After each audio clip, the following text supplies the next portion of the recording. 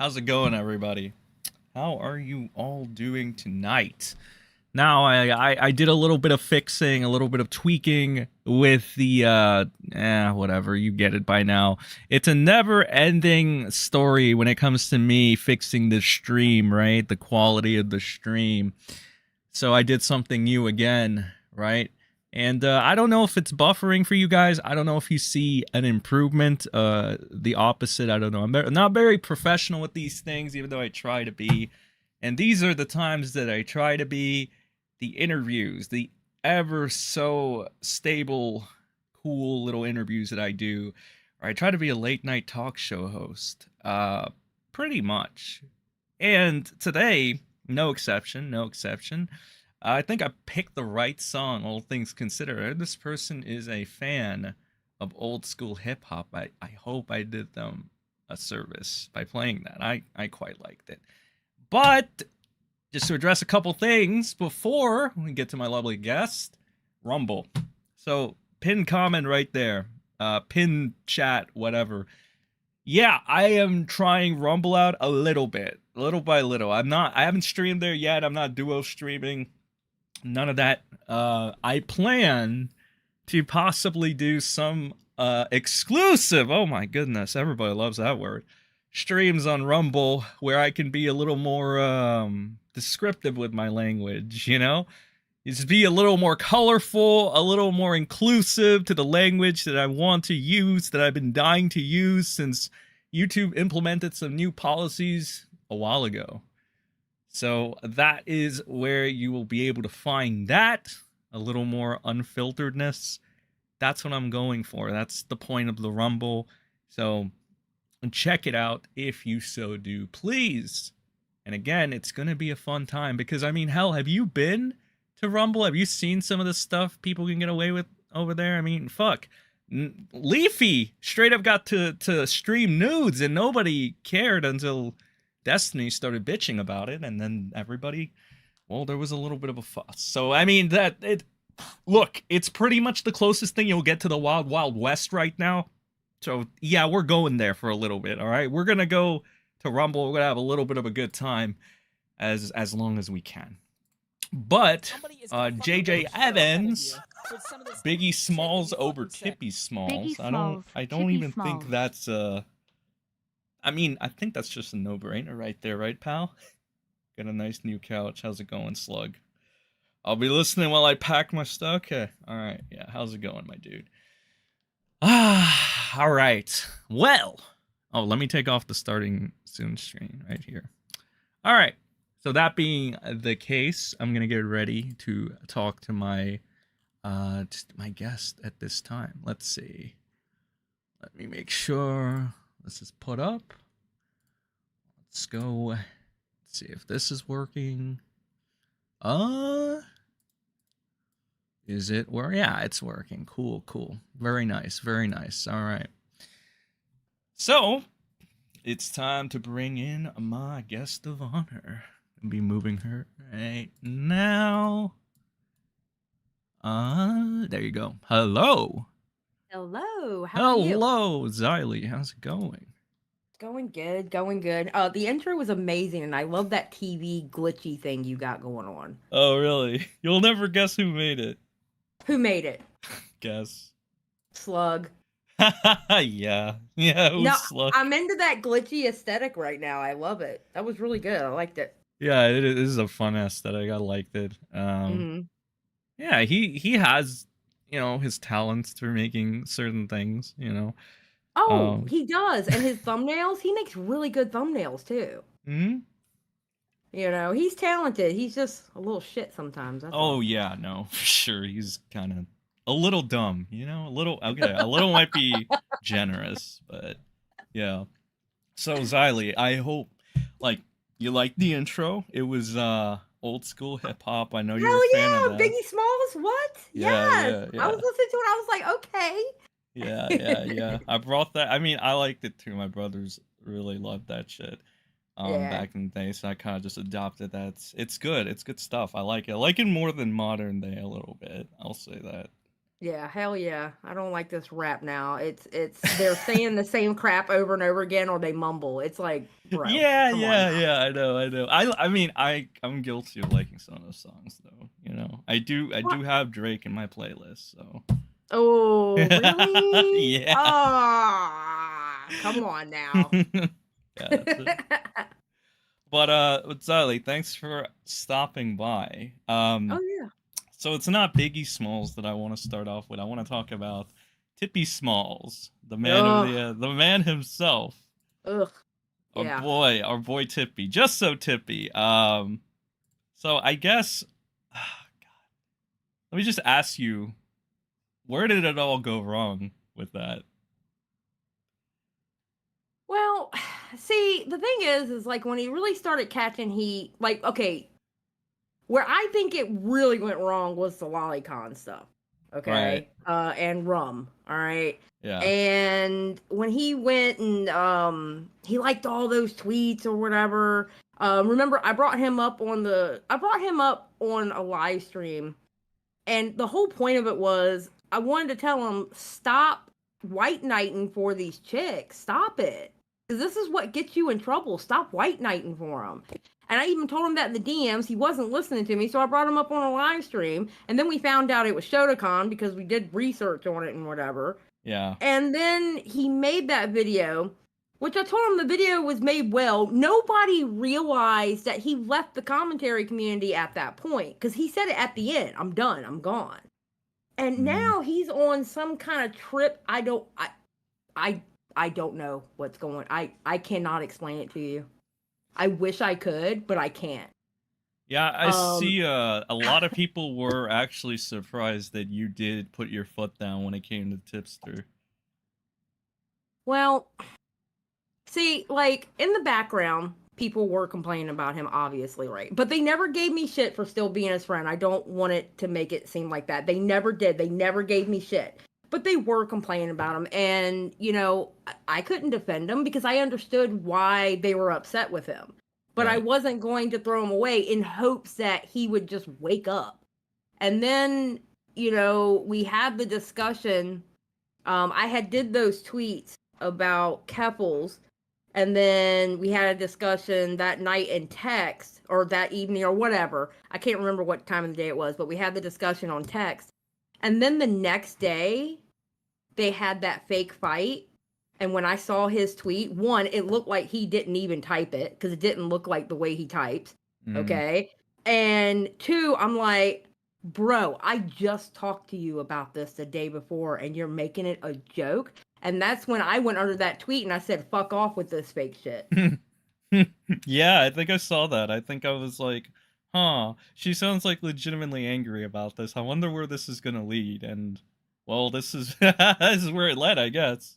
Oh my God, I was so angry. I was so angry. And then he did what he calls, it wasn't a mental health joke. Well, yes, it was. You said you were mentally fucked. When you say you're mentally fucked, what does that mean? Doesn't that mean your mental health? Well, I mean, the word mental would kind of, yeah, lead one to Yeah, assume, right? exactly. But he wants to argue with me on Aiko's channel saying that it doesn't mean mental health. I'm like, are you trying to convince yourself or are you trying to convince me? Right. Because that mental health joke that he did as part of his prank, that's what got Leon to block him.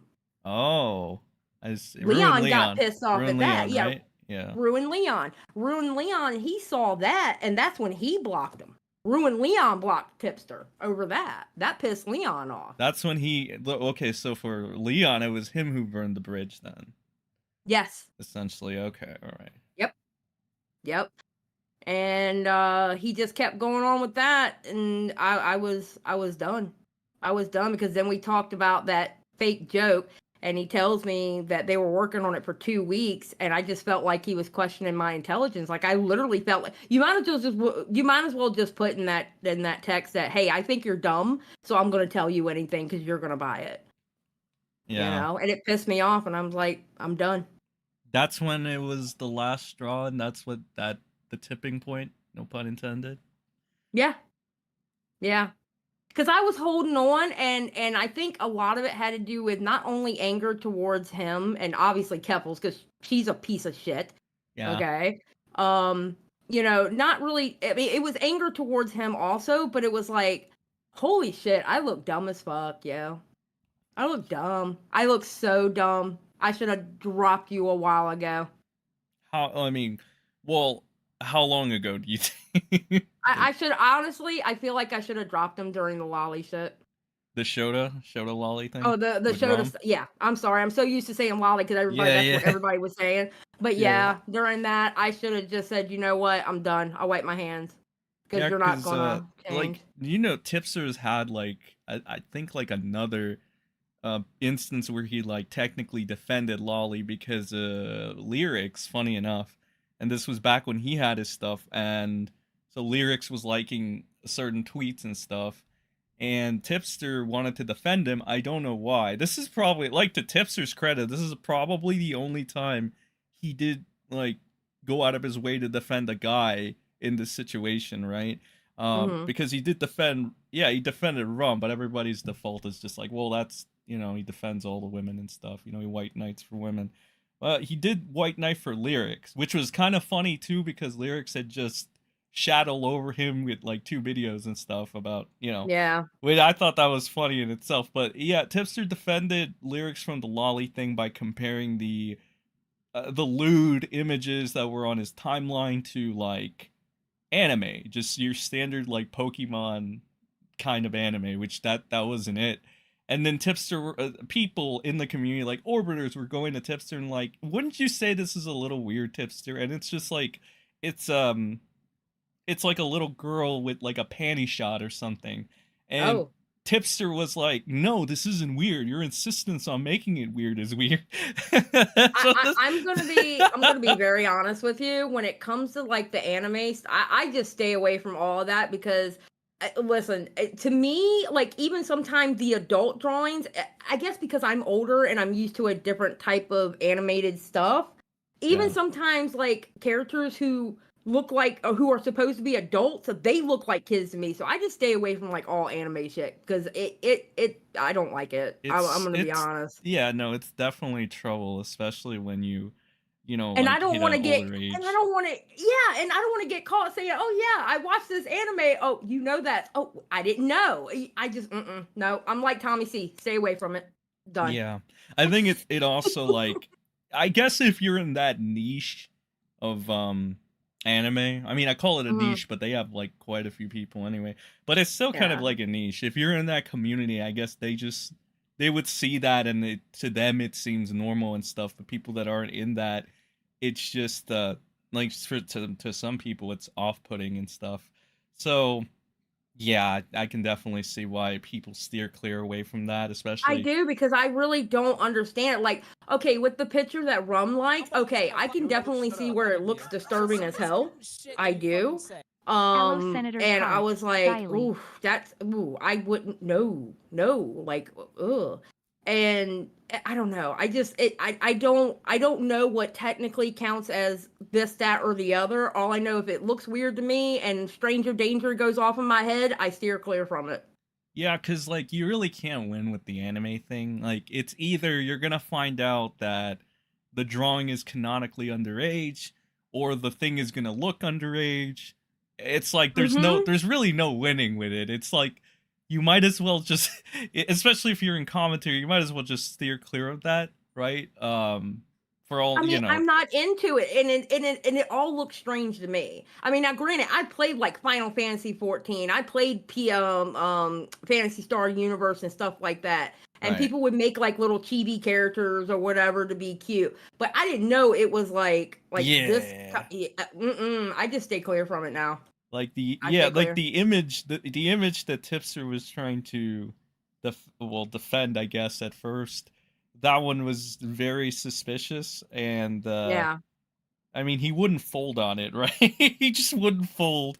And it's I was talking to someone when this was happening, and they were just looking at the fallout of the Tipster stuff, and they were like, he didn't need to do any of this because it didn't matter, because she ended up saying that it was an accident anyway. Exactly. And see, and that was, well, see, there was even an incident one time where I don't know if they have a channel, but somebody smaller and younger had said something about me where they didn't like me. She's an old hag. I don't like her shit. All right.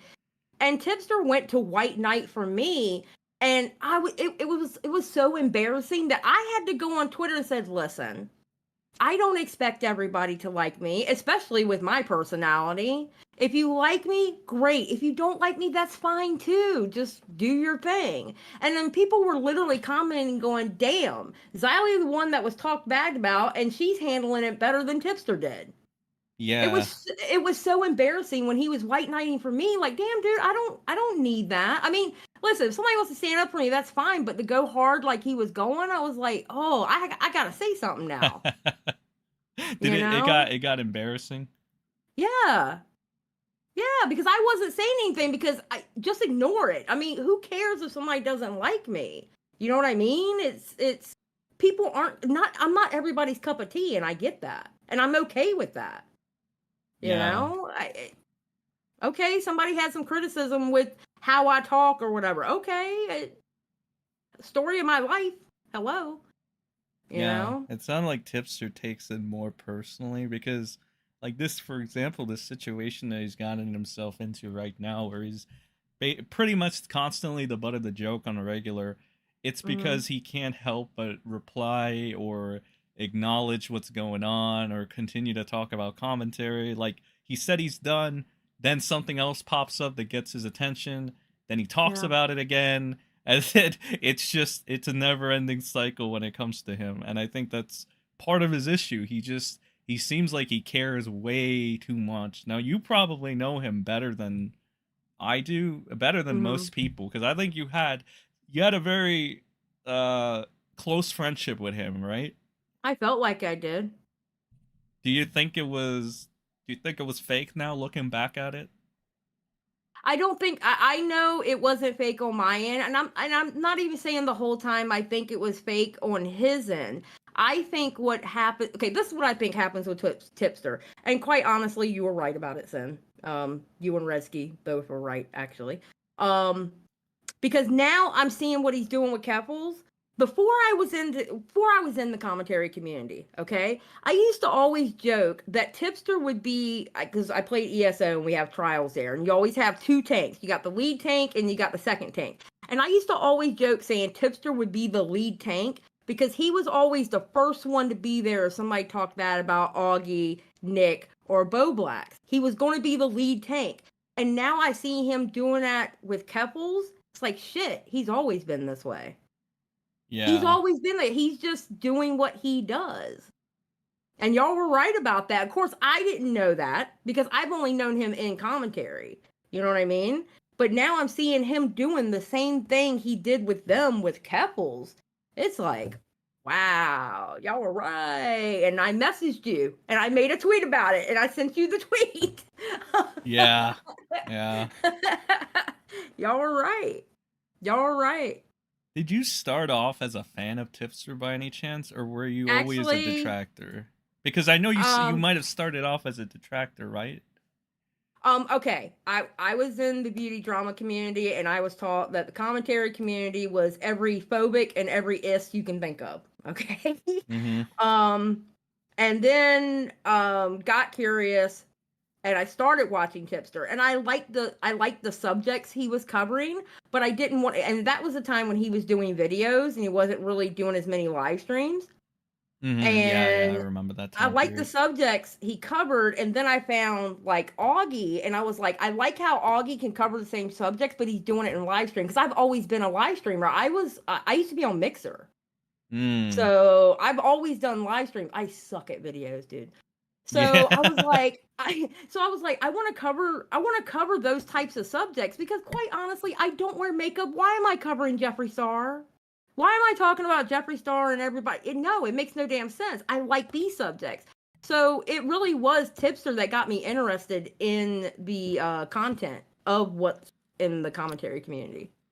Did you ever So make like videos, like anti-tipster videos at any point? Because I know that you were in the beauty community at one point. I don't really remember your I Like, used to for talk. example, when you started this and how like the inspiration, like the original OG Xylie backstory, I Okay, guess. so original OG SJW cancel culture Xylie used to talk shit about commentary, used to talk about how they used to do the end towers and Oh yeah. Oh, and Tipster used to joke with me all the time when he used to come up on my show, saying that at one point I said, "There's no good Latino representation in the commentary community." And yeah, that's when I was like super SJW. And yeah, bad times. But I never made like I don't think I've ever made really an anti tipster video. I know I covered two videos made by a creator named Gort. right. I think I Um remember him. Yeah. and I covered those, and and I understood what Gort was saying in the video. Gort was saying if you don't want to be cancel culture, then you shouldn't try to cancel other people type of thing. Mm, And yeah, I mean, but I never did like an anti tipster up until this week or last week. I yeah. did too. So you were never really anti commentary from the get go then. Well, I believed what I was told because you got to think I wasn't always on the internet. I've spent most of my life touching grass instead of being on the internet. Mm, So when I found the beauty drama community and found friends in there, and they covered all the beauty drama and they were infighting and stuff like that, I would like watch like a tipster video and they were like, "Oh no, he's part of the commentary community. They're bad over there. They're this. Look at this. Look at this example and this example." And it was like, oh damn, they must be bad. But then when you like, I'm gonna be honest, like the people that I was told that were bad, they're actually not as bad as I thought they were. yeah. I at one point, like Keemstar, for example, at one point, I used to like retweet him like maybe every other day and tell him to shut the fuck up or Oh, something. so you didn't like Yeah. Keem? No, because I thought he was a racist piece of shit. Yeah, yeah. I mean that goes around quite a bit, right? That Yeah. story. Yeah. Yeah, so I mean, that's the one thing that made me leave the beauty drama community is the hypocrisy that they had going on over there. And the whole social justice thing. Okay, so we're supposed to go by these beliefs here, but yet I see you let your fave slide. Yeah. Your favorite creator, they can slide with it, but this creator over here can't slide with it. You know what I mean? And I just didn't like that hypocrisy. And I got through the whole cancel culture thing when I started covering like serious topics, with the R word and, essay and stuff like that. And it was like, you know what? Honestly, these are the people that need to lose sponsors. They're literally physically hurting people. They're the ones who need to lose their sponsors, not just because somebody had hair in their lipstick. I Yeah. mean, you know what I'm saying? And the more I covered more serious topics, the more I was like, listen, I'm tired of tone policing people. I don't care if they say the R word. Mm, I don't care about that. That's not important. What's important is this person over here, like being a pedo or something. That's more yeah. important. And I don't know. I just started changing the way I thought about things. So you're more like lax now and chill than you were Yeah. before, less uptight Hmm. and more go with the flow, kind of. Yeah. Yeah, pretty Yeah, much. that's a good, I think, mindset and just a good way to live overall. Like realistically, I think it's better to be on at least amicable terms with more people than just like outright just bloodlust with everybody. I guess at a point you kind of Yeah. reach it, and you understand that. I think. Yeah. And Yeah. I think you came to that realization as well. Now, Hmm. that being the case, though, some people from your past might have seen your change in demeanor or your point of view changing as you Somebody is gonna quote bump the unquote fuck selling out of out. you with some of the Yes. stupid shit that you fucking What say. I mean, when WHT, was did the y'all first think of time the you one heard that? Because version I'm 2 sure on you AO heard keys? that. I heard that from my old community. I was a race trader. I was going over to where the racist white men are, and I'm a sellout. Yes. How did you feel hearing that for the first time? It kind of sucked because, like, damn, you know, y'all are Latina and I'm Latina and y'all are talking to me that way. That's kind of fucked up, yo. But I mean, it was for the better. I have more free. I feel like I have more freedom now than I ever did over there. Listen, when you were in that, not you, but you know, when people were in that community, it was your job to be outraged every day. Literally. If you weren't outraged at the thing to be outraged that day, you would be like, yo, what's going on with you? How come you're not saying anything? Yeah, the Like, beauty, literally. and this is the beauty drama community, right? Yes. Okay. Yes. Okay. Gotcha. It was your job to be outraged by anything. That kind of makes sense, though. Like, I can understand why a community like that would really have heavy reliance on that kind of thing. Yeah. It does make sense, right? And that's like primarily run by SJWs too, right? SJW. Yes, very, very, very SJW. Absolutely. Yeah, that makes sense too. I mean, it kind of goes hand in hand, right? I mean, listen, I still have my core values, you know. It's just I don't tone police like I used to. Mm-hmm. I was part of that tone policing crowd and I just don't do it anymore.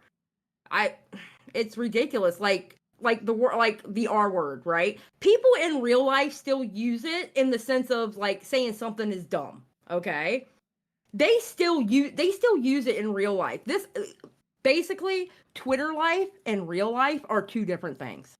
Mm-hmm. The beauty drama community is basically based off of Twitter life. Full on SJW. You don't say certain things, etc., etc., etc. You know.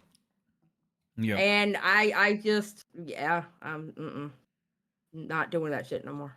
That was actually really interesting that those were your beginnings. I mean, honestly, I see you now and I can't really imagine a time where you were like ever an anti-SJW because you're so off the cuff and stuff. And yeah, your personality just seems like, I think one time somebody compared you to like Tommy C or the female Tommy C or something. Because you got that which is really weird. you got that really strong personality and stuff, and you can really yell and talk and stuff. And you do, but you seem like the type of person that wouldn't be really uptight about certain things, right? That you can just like kind of hang out with and shoot the shit and stuff. Because that's kind of like how Tommy comes off. Like he's the type of guy that can you could shoot the shit with, and kind of like that. So I never would have thought that you came from like an SJW or lefty community ever.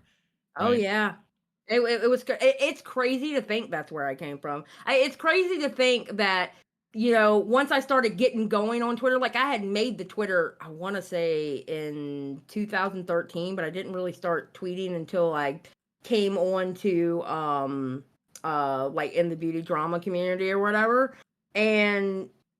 It's crazy to think that I even fell for that shit, to be honest. I mean, because it made sense. Because I mean, listen, there's a big Latino base in the beauty drama community, and I was just like with my people, and I'm like, okay, this is how it goes, and then, I don't know, I fell for it, I guess.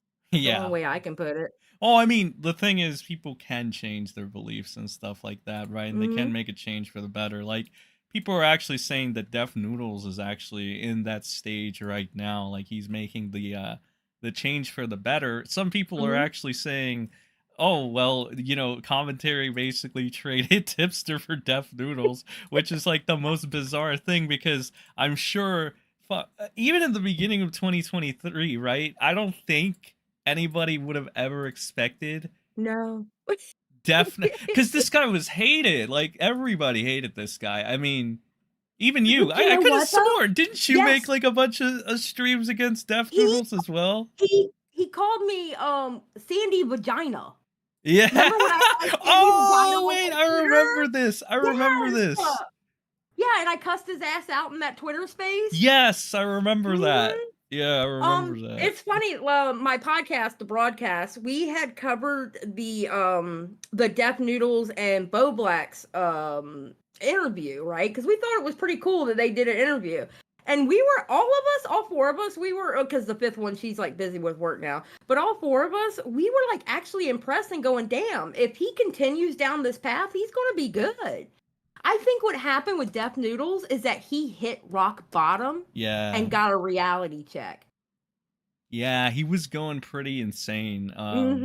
Like, there were a couple points where I'm like, is this guy off medication or is he on something? Like, he was either off something or on something. Like, he was not, because he was acting very manic, very erratic. After a while, what he was doing wasn't making sense anymore. It was weird. His demeanor was very strange. Something was wrong with him. Like, I would literally, when I used to talk shit about him, I would literally go, I think something is wrong with him. Like, something is not right. Yeah. So. Yeah, something was there. And he was also, like, he came in, I think he started feuding with some of the people he's hanging out with now, actually. Like, he met Augie, and he met Boblax, and I don't know who this Plain Rock Tweets person is, but there's Augie and Boblax. I remember I think I was first introduced to him to Def when he fought, or he debated Augie that one time, and that was over it was over SJW stuff as well. I think it was over like racism or some shit.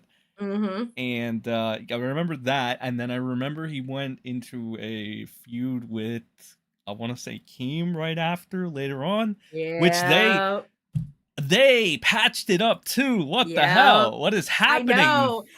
The universe is shifting. It's shifting right now, and I don't know. I'm looking around going, okay, something's going to drop. Something's going to drop or something. Something bad's about to happen, because this whole shift in the universe is just unsettling right now. It's like they might come out with a podcast. Yeah, I saw that as well. It's like, okay, so it's like Tipster's out, right? And Deaf Noodles is in, essentially, kind of. And like what you're referencing is, I'll just put it up on the screen. Whoa, wrong button. It's Keemstar's post over here, and it was the long post. Like, he actually used Twitter Blue for this one. And it started out with, as many of you viewers know, Dennis and I have been involved in a lawsuit over a tweet that was posted in May of 2021. And that's right. It got, like, this feud went ahead and it escalated to the, like, a legal thing, right? You remember why, right?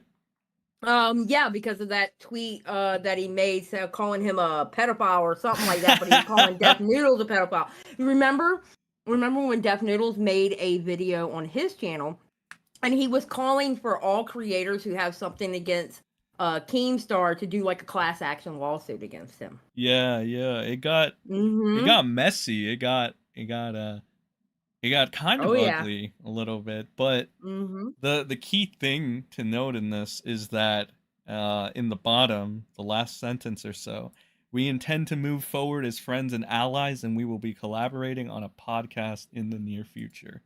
So that's one of the things where, like, a bunch of people were like, oh, is this legit? What is happening? There's a shift in the universe. And yeah, I think you were right when you said he hit rock bottom, and that's really when I think he got the reality check of sorts, right? Yeah. Well, he would go from having like 200-300 people in his chat to like maybe 60 in his YouTube chat and maybe 6 in his Twitch chat.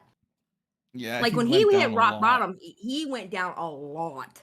You know, honestly, he kind of went down almost as much as Tipster went down. Because now Tipster, I believe yesterday, at the first 20 or 30 minutes of his stream, was pulling in, I want to say 140 something. And that is not what he normally would have gotten on when the first 20 minutes of his stream. Like, that is not what he would normally. I think Deaf Noodles actually dropped harder than Tipster, because I think Deaf Noodles literally lost everybody. All right, Tipster has found a new community. Okay, whereas Deaf Noodles had, it seems like had nobody. Like, even remember his co-host? Yeah. That one dude? Oh, okay, yeah, him. He left him. He left him? Yeah. Why? Okay, he said something about, oh God, I ran it. I can't remember if I did a live stream about it or not, but he ended up doing an interview with someone, I can't remember who, but he was talking about how he didn't get paid. He did more Ooh. for the show than what he was supposed to do. He was trying to steer Dennis in the right direction and Dennis wouldn't do it. And yeah, he was pissed and he walked. Oh wow. Oh Yeah. shit. Yeah, Yeah, so I did hear that. yeah, I think Deaf Noodles literally lost everyone. Like he hit rock bottom, where Tipster has literally just traded in one community for another. Which in theory would be fine. I know what it's like to leave a community and eventually join another one. You know, because there was like a year and a half I was practically by myself. Okay. Yeah. But the way Tipster did it, it was so like, wait a minute. So you're gonna go hang out. You're literally anti-cancel culture, but yet you're going to be with the cancel culture queen. How does this work? You Yeah. know, That's it's like yeah, it total doesn't make opposite. sense. Yeah. No, it doesn't. It doesn't. Not that fast. It happened like too fast. Yeah, another You thing know. about the like that is that he's complaining about a community being too toxic and not good for him, but he's trading that up for like a community that's debatably more toxic, if anything. Well, when he first started talking about leaving the commentary community, I kind of understood it because I will say, like, there were a lot of times, okay, I would say more times than not, that Tipster deserved the backlash he was getting, okay? But there were times that, I mean, honestly, the dude couldn't look sideways and people would just be on his ass. All right. And I told him, I said, listen, there's nothing wrong with going to another community, and that's fine. But this is what you got to do. Believe me, I've been there. And when you leave a community, you say you want to leave a community, but you constantly poke them, it makes no sense.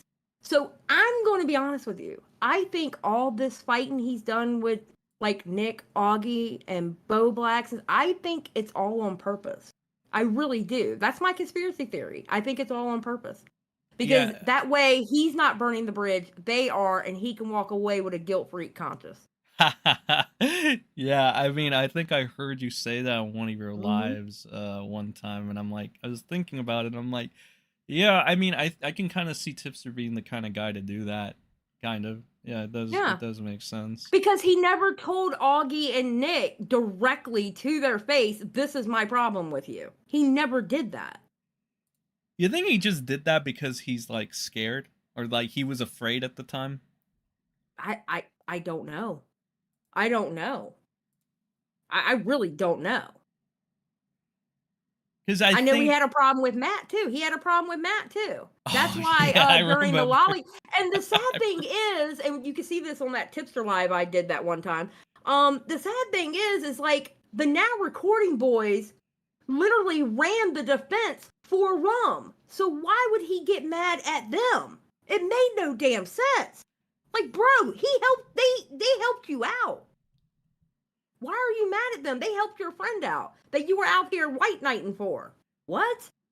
Yeah, Tipster really did feud with a lot of people he didn't need to. And that, like, even before this thing, like, yeah, now recording, he fought with Mudahar's girlfriend for whatever Yeah. reason.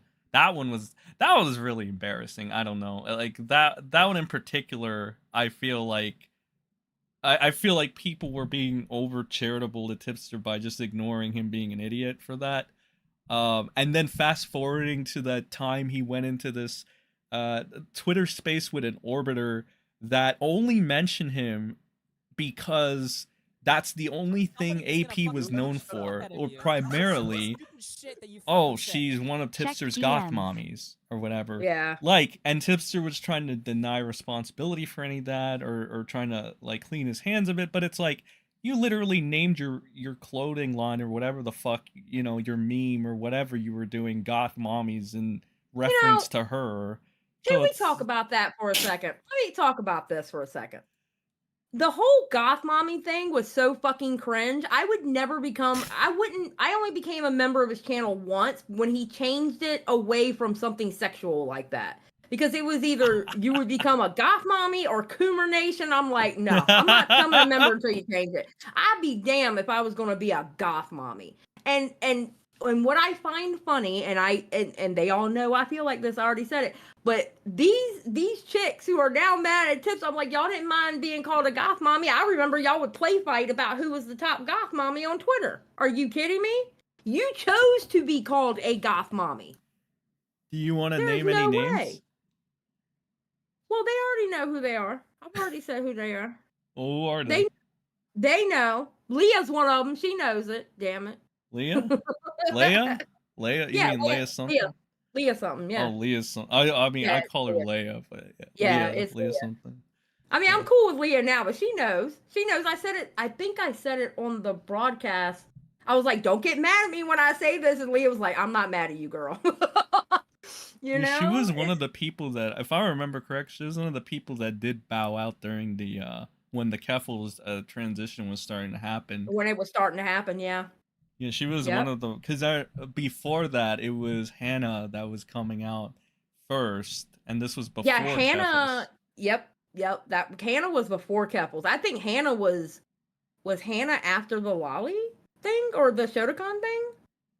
I don't think- remember. I know her. I don't either. I know it had to do with the Colton situation, because that, I remember her bringing that stuff out, because it did have to do with her, because she was involved in it, and that situation. Holy fuck, that kind of, oh my god, that threw, like, some people started questioning Tipster's morals and whether or not, like, he actually gave a shit about them, because it was like, it was put in a, like, in a bit of a spot, like, technically, okay, I'll put this in the chat. You can see the chat, right? The text channel. Yes. Okay, so, like, technically, I would have thought that this would have been the first instance of it, right? So can you see what I put up? No, he didn't. Now, this was he deleted this, obviously, but this was a while ago, and he actually, like, he basically made this, and, like, I would think that stuff like this would be what makes people throw it into question, but I mean, whatever. We went into the Colton stuff, and then he's just outright what it is, right? Even though there are people still trying to run defense, what it is basically him trying to prevent a wellness check, from what I understand, stuff like that, and that just doesn't look cool to people. No, it doesn't look cool, because I remember when somebody in the community, they were, and I'm not going to say their name because I don't want it dragged back up for them, but they had put in there, you know how you have the Twitter circle thing, and they were saying some stuff that made a lot of people worry about them, and I ended up in a call with oh god, it was me, Chris, Tommy, and Matt, and we were doing everything we could to get a hold of him, because we were worried about. I know who you're talking about. Yeah, and listen, anybody that I'm remotely, like, I talk to or whatever, and I do talk to this person, I don't want any of y'all to do that, and if I can somehow prevent that, I will, I don't, I don't understand not being concerned for someone's life like that. Like, I'm not gonna tell somebody to KYS or any of that stupid shit. Yeah, and it's like, I think that also people that have followed him for a while are also, like, looking at it at, like, Tipster, you should understand that this, is a hard thing for people, or it's a complex thing where you can't really judge who is and who isn't a baiter, because it's not as easy, right? And it's like, I mean, Tipster has kind of made this public too, and I think you referenced it too. He had his own moments where he was like, fucked up from, like, the internet drama or whatever, right? Yeah, I was that time that he was away for a little while. I was in his DMs and talking to him, and believe me, he wasn't good. He wasn't good at all, and I was there talking to him and stuff, and yeah, I mean, yeah, it is what it is. I was his friend at a time, and I would have done that with anybody.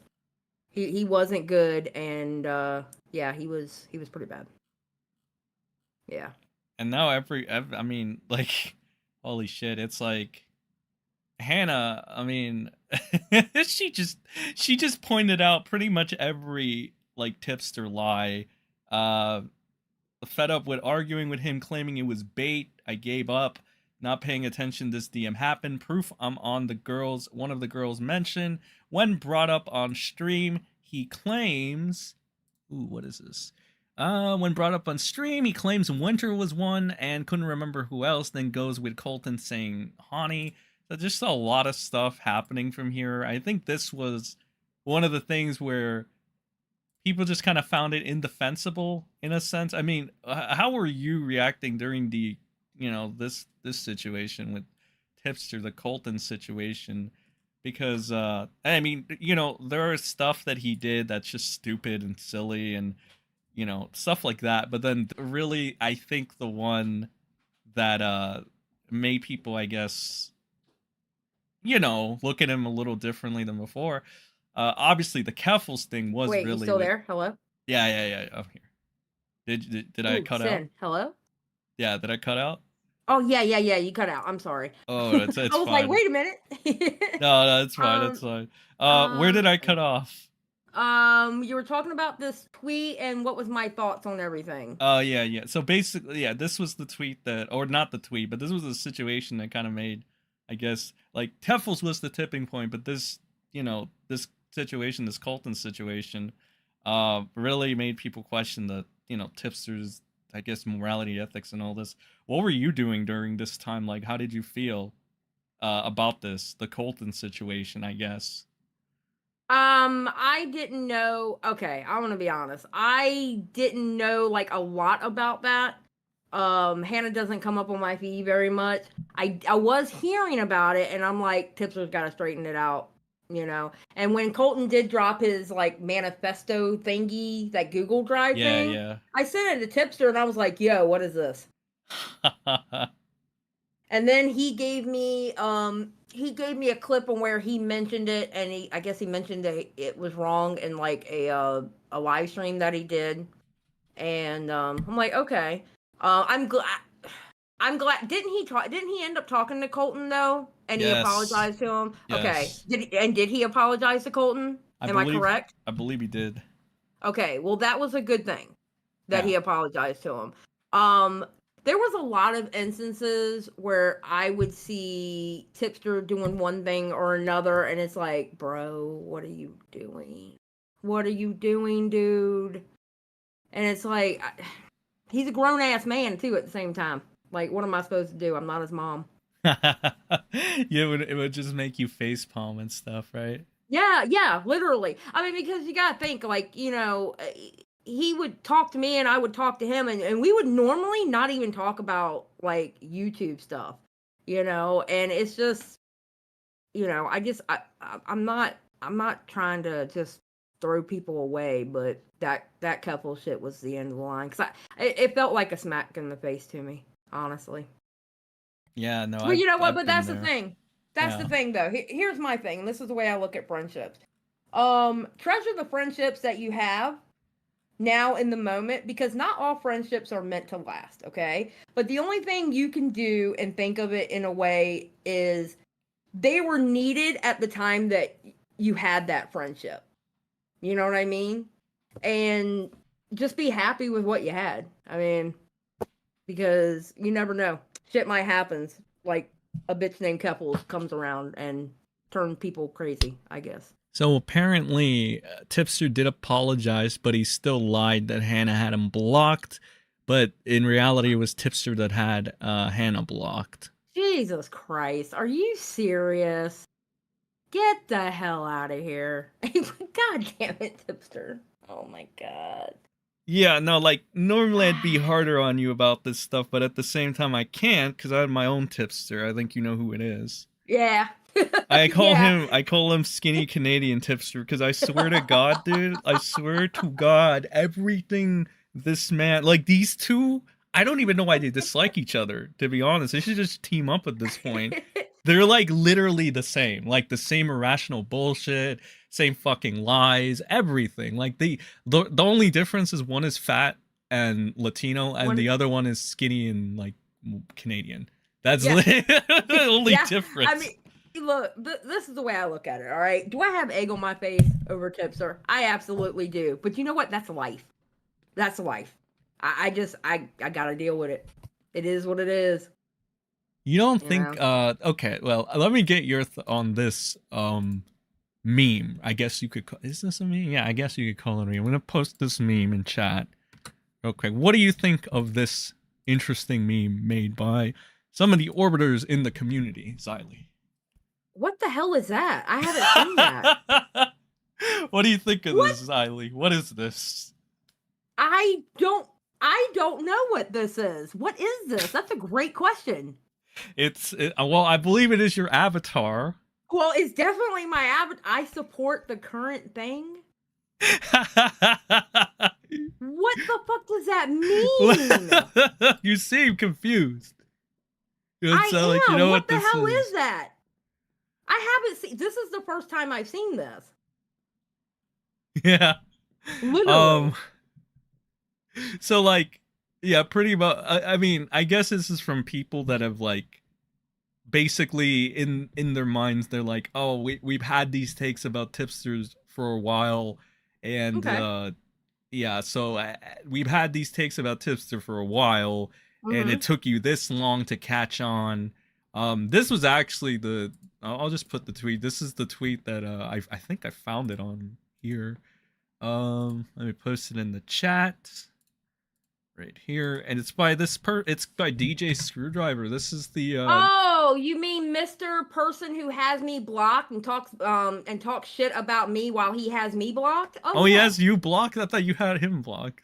No, I do not have him blocked. This is I the absolutely do not. He this has is me blocked. he has two screen caps, one from December 21st, 2022, when Ruin Leon is, I guess, making a defense for Tipster, says random white women says nigga and y'all more mad at Tipster terminally online. And the second screenshot is a screen cap of Ruin Leon saying, wait, even weirder, white women makes her own child say, and this is referencing the AP situation. Yeah. And y'all more mad at Tipster and want him to speak. Last I checked, that man got no kids. So I guess what he's trying to say, and this has 39 likes, which isn't, it ain't big numbers like, like the commentary guys like Augie and Nick pull in with their Right. thing, but it's still, for orbiters, it's still big, right? Yeah. For But orbiters. I'm gonna be honest with you. I did see people that were pissed off at Tipster for what AP did. And I still agree with that. Why are you gonna be more mad at Tipster? Because I mean, okay, be mad at him for bringing her back in. I get it. But be mad at him for her child saying, well, for her getting her child to say that is ridiculous. And that's what Leon was saying. And that's what I was saying with Leon. And I still stand by that. However, let me tell you something. When he brought back AP, I was like, dude, how the hell you gonna still be friends with her? How you gonna trust her? What? And he wouldn't listen. He wouldn't listen to nobody because I know I wasn't the only person telling him that. People have said that oh fuck, there was another tweet. I'm But I will say sorry. this. I don't gather these, but If I try to remember them. anybody thinks this is based off a current thing, they obviously have not watched my chill streams because Beavers, Matt Pitt, even Tomato Man, and several others can tell you that they can straight have all these problems with Tipster, and I would sit there and say, I can't just throw him away, he's still my friend. Okay. And then Beavers and Matt Pitt and several other people behind the scenes know I went through months hearing shit about Tipster, and I would say the same thing until I got slapped in the face by him. So obviously they don't watch my content because they didn't see the progression of it. Just saying. Yeah. There were also I didn't gather these tweets. Like I said, I'm not that professional yet, but I remember off the top of my head, it was something of the sort of like, so there's this talks of like commentary dying down, commentary this, commentary that, because there's still like there is still a batch of anti-commentary now. I want to Yeah. call them the new generation of anti-commentary. There was like, so there was the very beginning with like Gort, Hector, those people, right? Then we Yeah. fast forward towards the Zero Tech arc, which we'll go over that too. I want to ask you about that. But we had, you Okay. know, people like Tech, me, Grimsy, stuff like that. Now we fast forward a little more, new anti-commentary. We got people like Flamenco, we got people like Tipster, we got people like Michael Alberto, you know, stuff, people like that are still like anti-commentary. Jalen, you know, new batch altogether, Mhm. right? And then there are some of the orbiters, you know, and they latch on to this idea of anti-commentary too, and stuff like that. And they kind of look at. I do remember that specifically, these were about you as well, and I think the other one might have been towards like Chris as well, because it's always you and Chris. It's either you and Chris as a batch or you and Chris just in general. Maybe Leon a little bit, but it's mostly Xylie and And Chris the Narc. and the funny thing is Leon's not even commentary community. He's Yeah, not in our he just community. he hangs around, right? Yeah, he just hangs around, but like if you look at his content, it's nothing like what we do. Yeah. Nothing. Yeah, I think I've noticed that. But yeah, I think it's just primarily you and Chris. And I think I have an idea of why that is. I'm not going to say it. So do I. I think you can you figure it out. But it's Xylie and Chris, right? So it's like hmm basically shit. Let me summarize this tweet on the top of my head. It was like Augie and Nick need to be the ones to get rid of Tipster because people like Xylie and Nick, I mean not Xylie and Chris are too much of like mindless NPCs to basically pull the plug on Tipster and shit. So they're like basically, I think that's what the reference to I support the current thing is. Like basically people like you and Chris in their minds are just like the followers that just go with whatever Augie and Nick will say, whatever they have the final word on. So you just support Well, the current thing that they are basically pushing for. well, I can tell you now, and not talking about private conversations, but people can tell you that is actually different. Because I play Destiny with Nick, and of course there were conversations in there, and he could tell you that's not true. I was fighting it for a while, but when he pulled that shit that I told when he pulled that fake joke or whatever they want to fucking call it, the day after I had said that shit to him in text and also on Twitter, that was it. Like I literally felt like he slapped me in the face and said, "Fuck your feelings." Do you regret your friendship with Tipster at all? Whew. A bit, yeah. Damn. I do. A bit, yeah. Do you want to elaborate on why? I felt like I wasted my time. Hmm. I really do. I felt like I wasted my time. Like in terms of standing by him, defending him, Yeah. or Well, I mean, I defended him where I felt like I could defend him. I mean, there were a lot of times where I felt like I couldn't, you know. But yeah, just sometimes I do regret the whole thing. I really do. I should have seen it. And I saw the signs of it, but it's like, I'm his friend. I don't want somebody just to throw me away. So why would I do that? So, yeah. Especially now with the way he's acting and the way he talked to me when I was up there on Ico stream. yeah, I mean, I mean, I was gaming while I was listening to a little bit of you and Leon go over it, and the data was happening. I came in like towards the end. He was already gone, but I was like, I remember I asked you, and I'm like, where's this going now? Because I want to see it, and you linked it to me, but by then it was already too late. It was like Yeah. he was gone, and I was like, oh, that's funny. Like I can't believe he decided to do this again, and It yeah, I don't know. like the way I mean and Aiko did have to step in because Aiko felt that I was getting as she puts it more spicy Um, Yeah. but like he was literally trying to talk to me like a debate bro. And it's like Oh, that and I had to say like, wait a minute, what you're not going to do is talk to me like that. And I just couldn't believe. And like when he apologized to me, he apologized to me in the way of like it was my fault. Like Leon was pissed when he heard that part, and because he wasn't there for it either, and he went back and watched it, and he was like, "I can't believe he apologized to you like it was your fault." I said, "Good, I'm not crazy," because that's what it sounded like to me, you know. And it's yeah. like, so it's like after that talk, I was like, "What the fuck did I do all this for? What did I do all this for?" You know? And if people want to give me shit about it, give me shit. Make all the little stickers or emotes that you want. I don't give a fuck. I don't care because you're not me. You don't know how I hold friendships. You don't know how it made me feel and what I went through with him.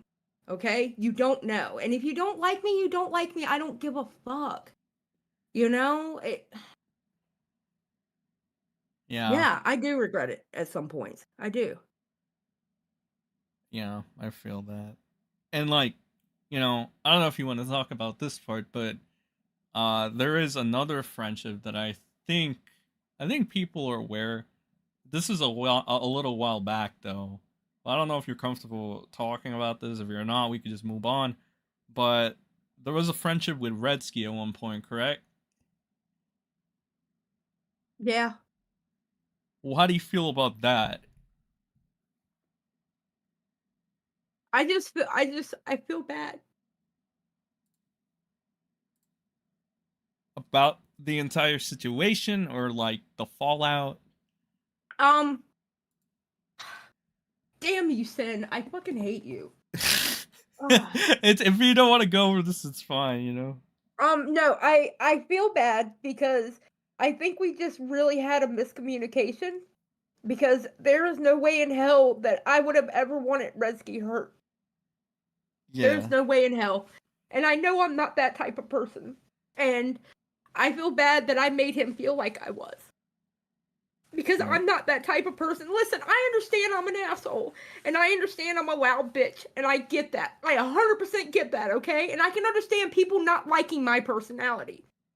I have a very strong and loud personality. But the one thing I'm not is I don't want human beings hurt. And it bothers me that Redsky thought that I would want him hurt. And that's the last thing I would ever do with just about anybody. And I say just about anybody because, of course, there are people on this earth that I want hurt, but Redsky Yeah. wasn't one of them. Yeah, yeah.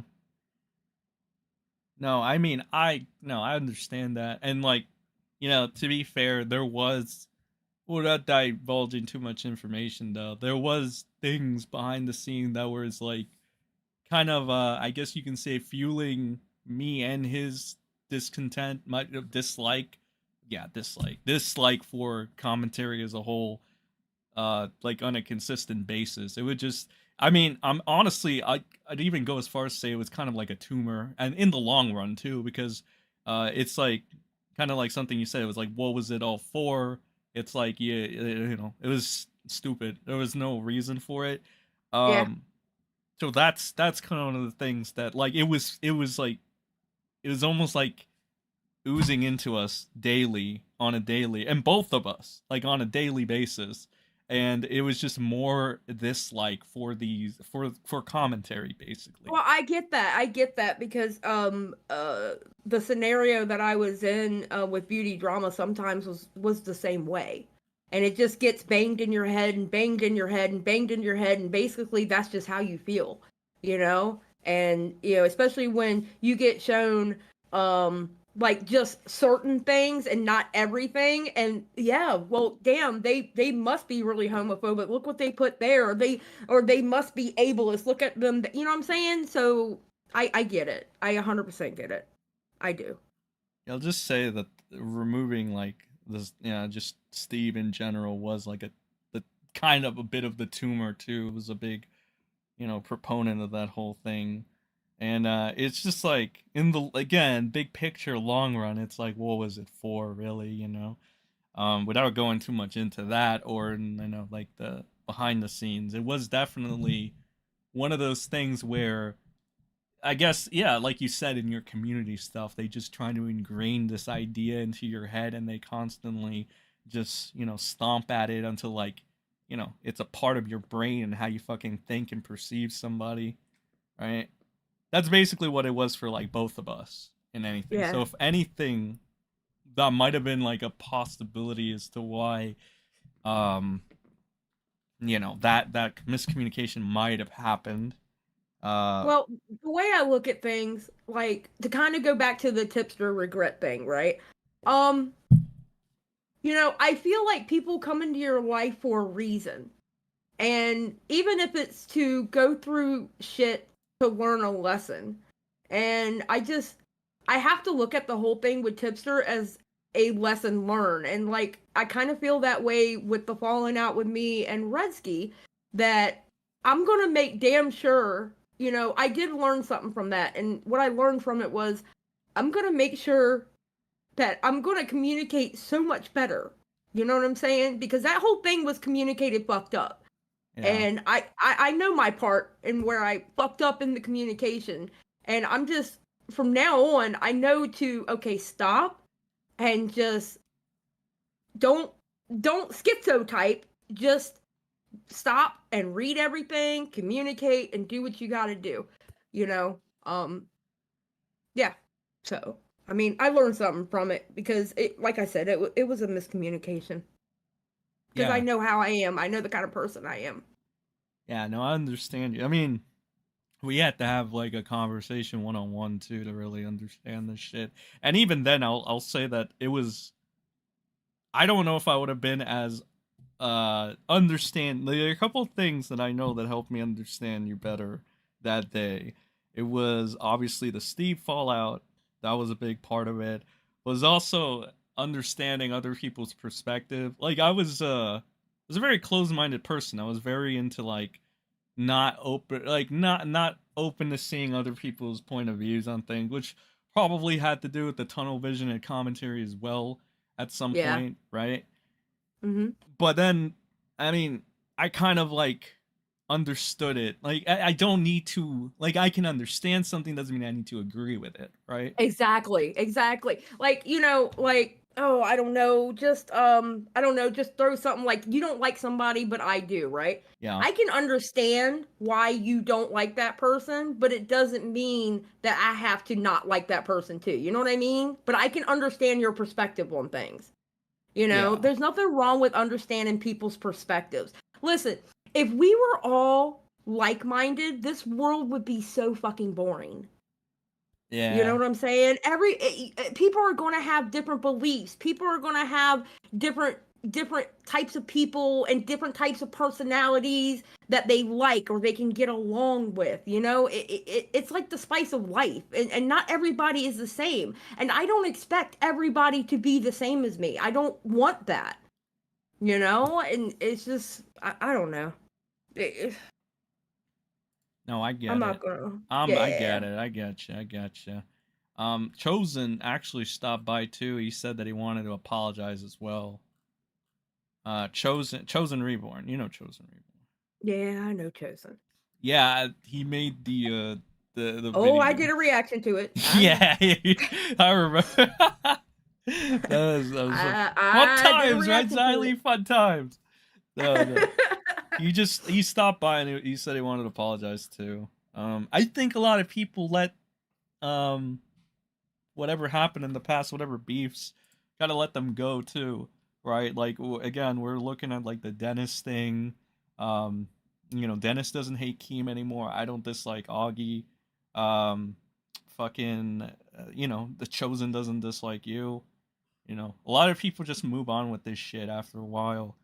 I'll say one thing though, in regards to Augie, I think I've said this a couple times already too, but that guy has my respect. He manages. Whoa, wait a minute. Are you okay? Do you have a fever? This is not the same Sen that I've known before. What? Okay, so here it is. He's had at least 3 waves of, let's call it, anti-commentary come at him, right? Mhm. At least, let's say. And he's survived every one of them, right? Yeah. And he's still on top. Like, I'll like, come on. Well, you gotta embrace reality at some point. The numbers don't lie, right? No, the numbers don't. The dude can be away for 6 months. He does a live stream just playing a fucking video game, and he has 1,200 people in there. I mean, And this isn't to take a shot at anybody's like creativity or their type of charisma or anything, but even somebody who you would have expected to be the next best, the next big thing or whatever, right? Taking the world by storm. If they couldn't even topple Augie's numbers, then, well, what is? Keem can't even. I mean, realistically, when Keem was doing the Keemstar show, he couldn't even topple Augie's numbers. I haven't seen. exactly. You know, it's really fucking bizarre because there is only one person that ever rivaled Augie's numbers. I'll let you think about who that was. You're not gonna believe it either. Who? I swear, Xylie, you're gonna be like, "What the fuck?" when you realize it. Who? Take one guess. I mean, I I don't know who it's you're kind of talking- difficult to figure out, right? Like Yeah. flamenco. No. Did he really? Oh, okay. Well, this was back. This was back. See, I never watched. Okay, in my defense, I've never watched flamenco. So That's fair. I don't think a lot of people had in commentary. Maybe at first. I'll tell you what it was. It was at the very, very beginning. Not at the beginning where Augie like threw him a lifeline to keep him relevant after Ralph got rid of him. It was when he played games with Mr. Medicare.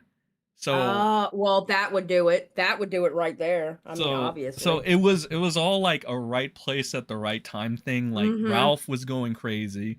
As you know, a lot of people hate Ralph, so they were looking for somebody that could shit on Ralph, that has known Ralph for a while, that has dirt on Ralph maybe. And it just so happens that flamenco he met all that criteria.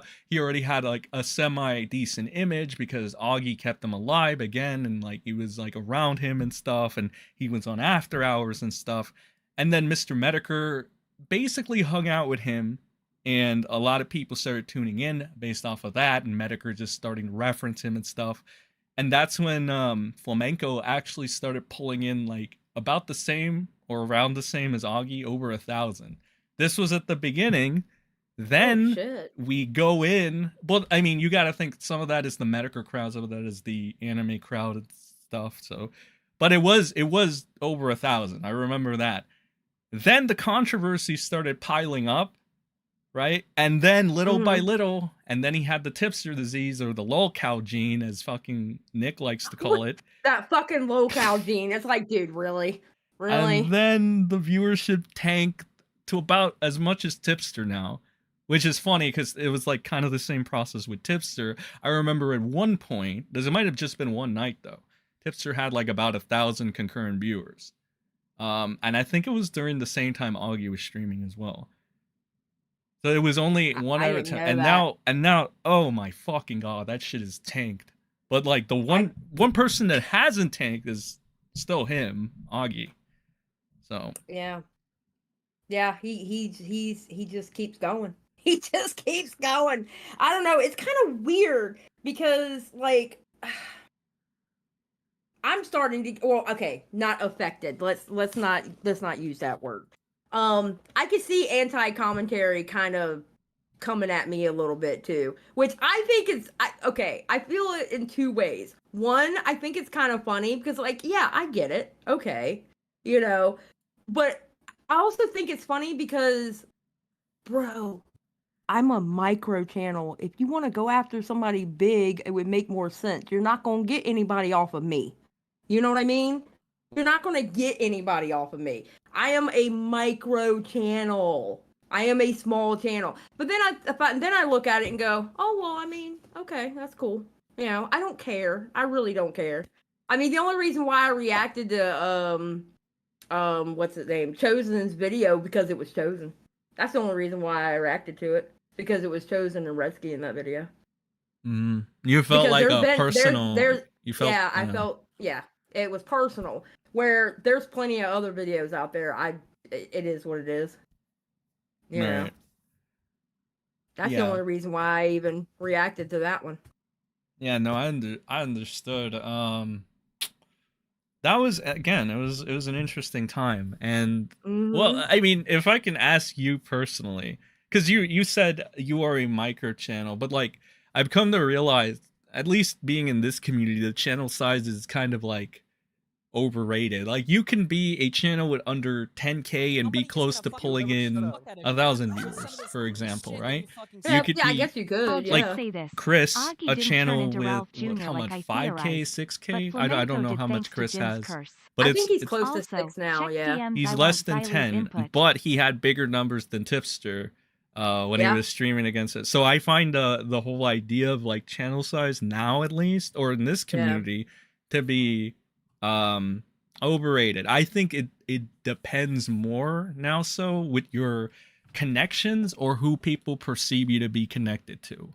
So when Yeah. they think of Xylie and Chris, they most likely think, oh, they are good with they're good with Shot from the Point, they're good with Now Recording, they're good with Nicholas Diorio, they're most likely good with Augie. So that's what goes into their head. And that's what makes them, even though they want to, maybe some of them want to pretend like you guys aren't that big of a deal. Why, it comes into their mind, oh, well, these are the people we want to shit on and stuff. I think And that's what I mean. They could correct me if I'm wrong, but I just perceive it as that. yeah, but here's my thing. You know what? If you talk shit on YouTube, just know there's going to be somebody behind you that's going to talk shit about you. I mean, it's fair game. I make myself fair game just by having a channel and just by giving my opinion on things. I'm fair game, and it's absolutely okay. That's fine. As long as you're not saying slanderous stuff, I don't care. And I'm definitely not going to go snitch. I don't snitch. That's the one thing I don't do. I don't believe in that shit. But yeah, I mean, say what you want. Like I said before, I don't expect everybody to like me. It's one of those things. Sen, you've heard me in a voice call where we're not recording, okay? There's no recording, that we're not live. I am the same person I am on my live streams as I am in real life. I am just as loud, just as rude. I cuss just as much. I don't play a character online. All my life I've had the issue of people like, "Oh, she's too aggressive. I don't like her. She's too loud. I don't like her. She's too opinionated. I don't like her." It's been all my life. It's nothing new for people not to like me because of that. Do you feel Yeah. like some of the hate towards you is unwarranted? I mean, I would say yes. I would say yes, but that's because you're looking at, how do I put this? I can get where people get the wrong impression about me. I can understand that because of my personality. I 100% understand that. But if you stick around and you'll catch glimpses of me going, showing that I actually do care about people. And I actually don't want people to get hurt. And, fuck this person for doing that to that person and stuff like that. I actually care. I try not to show my caring side, until I get into a damn, interview where somebody makes me fucking cry. I'm sorry. I'm sorry, But Xylie. I'm sorry. but I try not to show that side because to me, I feel like people will take advantage of that. But I can tell you now, like when I'm on my channel, my emotions are true. So I've cried about stories before on my channel because they hurt. It hurt reading that shit or like showing that shit. I don't play games. I'm the same person online I am offline. I don't play a character. So I mean, the people who don't like me, either their personality doesn't match with mine or they haven't taken the time to actually see what I say and how I say it. Because the one thing about me is I don't make things pretty just for you so you can ingest it better. I say what I say, how I say it, and that's just how I am. Yeah. And not everybody's going to get it. Yeah, I mean, Fair enough. Is there one particular orbiter out there though that people might know in the community that actually drive you fucking insane? I don't know. I have so many people blocked or muted Really? that I have forgotten about them. Yes, Assistant Sailor. He drives me crazy. No, I'm just kidding. He's in your chat. Assistant Sailors is funny. No, I'm always getting on Assistant Sailor's ass about his content. He's a funny guy. He's a funny No, guy. I like him. I really like him. He's funny. Oh God. Not really. I like I said, I got a bunch of them blocked, or they have me blocked and talk shit about me behind a block. You said that is DJ Screwdriver, right? Yes. He has me blocked. He literally has me blocked. I do not have him blocked. I had him muted at one point, but I have never had him blocked. He is literally. Why did you mute him? I don't know. I don't remember. I think it was during the tipster shit with him is when I muted him. The tipster. Honestly, it I all think comes it back was to during tipster. The tipster shit. Yeah, I think it was during the tipster shit is when I had him muted. But yeah, he has me blocked, and it's like, okay, dude, all right, whatever. I don't care. It is what it is.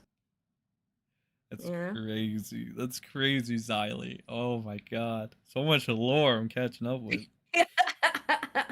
Listen, my mute hand is very strong. Yeah. Okay? Hell yeah. I mean, look, nothing wrong with that, I think. I think sometimes it's acceptable to mute. Listen, sometimes it's acceptable to block, you know? If you've noticed, well, here's the thing, though. I don't block somebody and then talk shit about them. Okay. Yeah. Like, okay, I see Abby in the chat. Abby, don't take this personal. I'm just going over it. I had Abby Blackbird blocked. Okay. I had her blocked. But when I went to go make that little, everybody called it a manifesto or whatever, when I made that on her, I made sure to unblock her so she could see it. You know what I'm saying? Yeah. If I'm going to talk shit about you, I'm not going to talk shit about you while I have you blocked. You know what I mean? I'm not going to do that. I mean, I probably will to certain people, like I bully bullies, but that's just to piss them off even more. You know, I can't believe that fool went under my tweet that one day, and I was like, dude, you don't have the range. You spurred out over a Discord role. You know what it is, Xylie? He turned on fucking Tipster the next day. I'm sure he did. He's like, he basically said something to the effects of, you know, after careful, I don't know, like observation, Tipster hasn't changed or something. So then, like, yeah, he basically changed. Like, he went from hardcore defending Tipster to fucking just throwing him away again, which is like crazy though, because this guy, okay, so it's I Bully Bullies, right? IBB, formerly known as I Bully Bullies. Then he changes his name all over the place. This guy was brought into the community by Tipster. Look, Tipster has brought in a lot of weird people into the fucking community, all right? If we're being honest.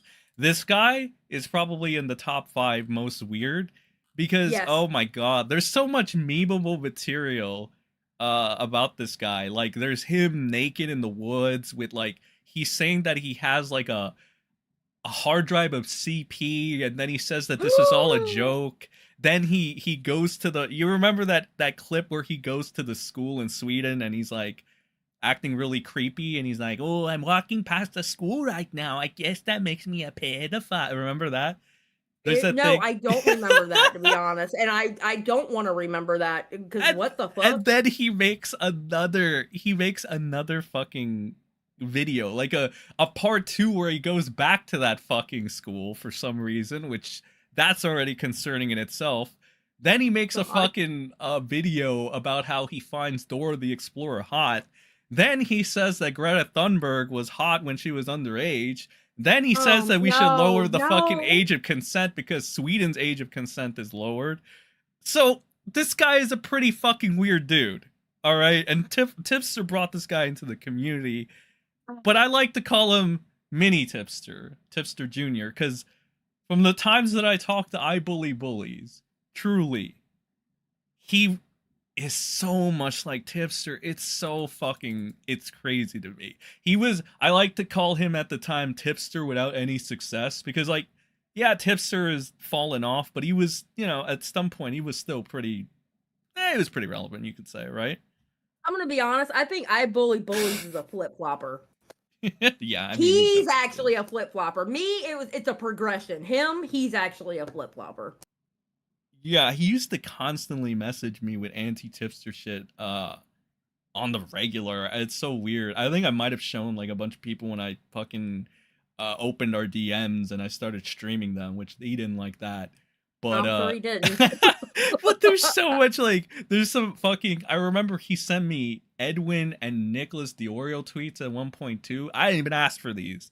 I didn't. He just said, "Oh, look at what I just found." And I'm like, I don't care, but I didn't want to be mean to him.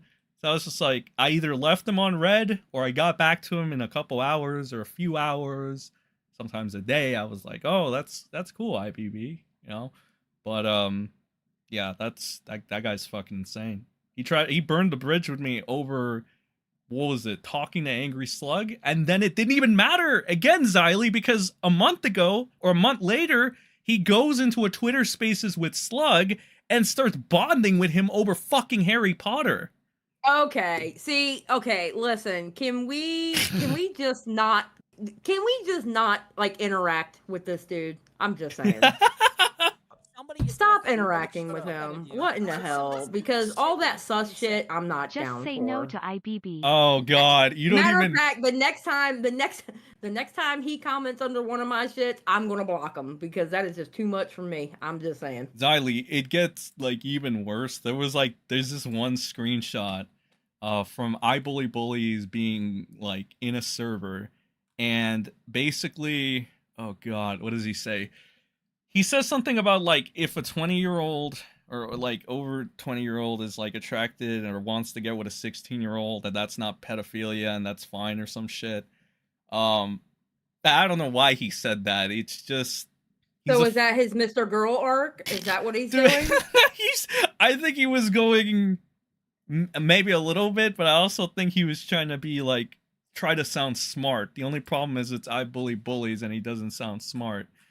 No. Let me not at try. all. I'm gonna try to find this. This guy has said so much such shit, Xylie. It's not even fucking. It's it's cringe. It's creepy. Here, I found the screenshot. I'm gonna Right. post it in the chat. Now this is Tipster Junior, by the way. So Tipster Junior over here is. Let me see. He is buy Bitcoin now. This person says, right, so a 24-year-old flirting with a 16-year-old is weird, but not pedophilic. You're fucking stupid. No wonder Steffi uses you as a puppet. That's referencing an orbiter. I think you might know who she is. That used I Bully Bullies initially. And I Bully Bullies stands by this fucking statement. So... A 24-year-old flirting with a 16... Bro. This is Tipster Jr. Oh reporting, and it's like it's so close to the fucking things that Tipster does, like the idiotic things that Tipster would do. It's just I Bully Bullies. I don't know if he's doing this for a woman like Tipster is, or he's just doing it to try to sound smart or something. God only knows what I Bully Bullies is doing. He's a loser. I'm sorry, he's a loser. Like every time, like he'll be in a chat and like if he's in an angry mood that day, he tries to come for me, and all I have to do is bring up, dude, you spurred out over a Discord role, and then he shuts up. And then he does it on Twitter, and then I say the same thing, and he shuts up. It's like because loser. I do not like I Bully Bullies at all. Yeah, I don't think children like him very much either. But to keep the pedo train going, God, I gotta ask you, Xylie. I don't think I've ever asked you this live. Okay. What are your thoughts on Mr. Zero from Smash? Oh, fuck that dude. Fuck that dude. And I'm gonna tell you what. He better not be in creator class, what is it, 3 or 4? Yeah. Talking about boxing and he was talking to iDubbbz about no, absolutely not. Absolutely not. Sam Hyde is a problem, but this pedo mofo is not. What? No. Nah. You know my stance on Zero. I'm sorry. The way I look at it, that was not a suicide letter, that was a confession. Just saying. And during that arc, it was the Zero versus commentary. Now I saw a very good, interesting video. I don't know if you saw this floating around too. It was by like a channel called The Unseen, and he made I don't think so. yeah, okay, I'll link it to you. But this guy made like an entire like documentary-ish style, I want to say, video on Zero and the entire, basically the commentary Civil War when it came to like basically technicals versus, you know, Diorio and the commentary people. Yeah. Here it is. Fuck. Right here. The Great Trial of Zero. And it's 2 hours and 42 minutes. I'll put it in the chat for you. And it's by this lovely individual over here. Dee, thank you for gifting 5 subs, by the way. I will get the Put that super in my watch chats later. after. Yes, you should. I'll get the super chats after. Thank you for gifting 5 memberships. Yeah, so it's made by this individual, and it's the Great Trial of Zero, and it's 2 hours and 40 minutes, and it basically goes over the entire, I guess if you want to call it commentary Civil War. It covers John's video, it covers Tommy's coverage, the debate between Augie and technicals and stuff, and it's actually a really well put together video.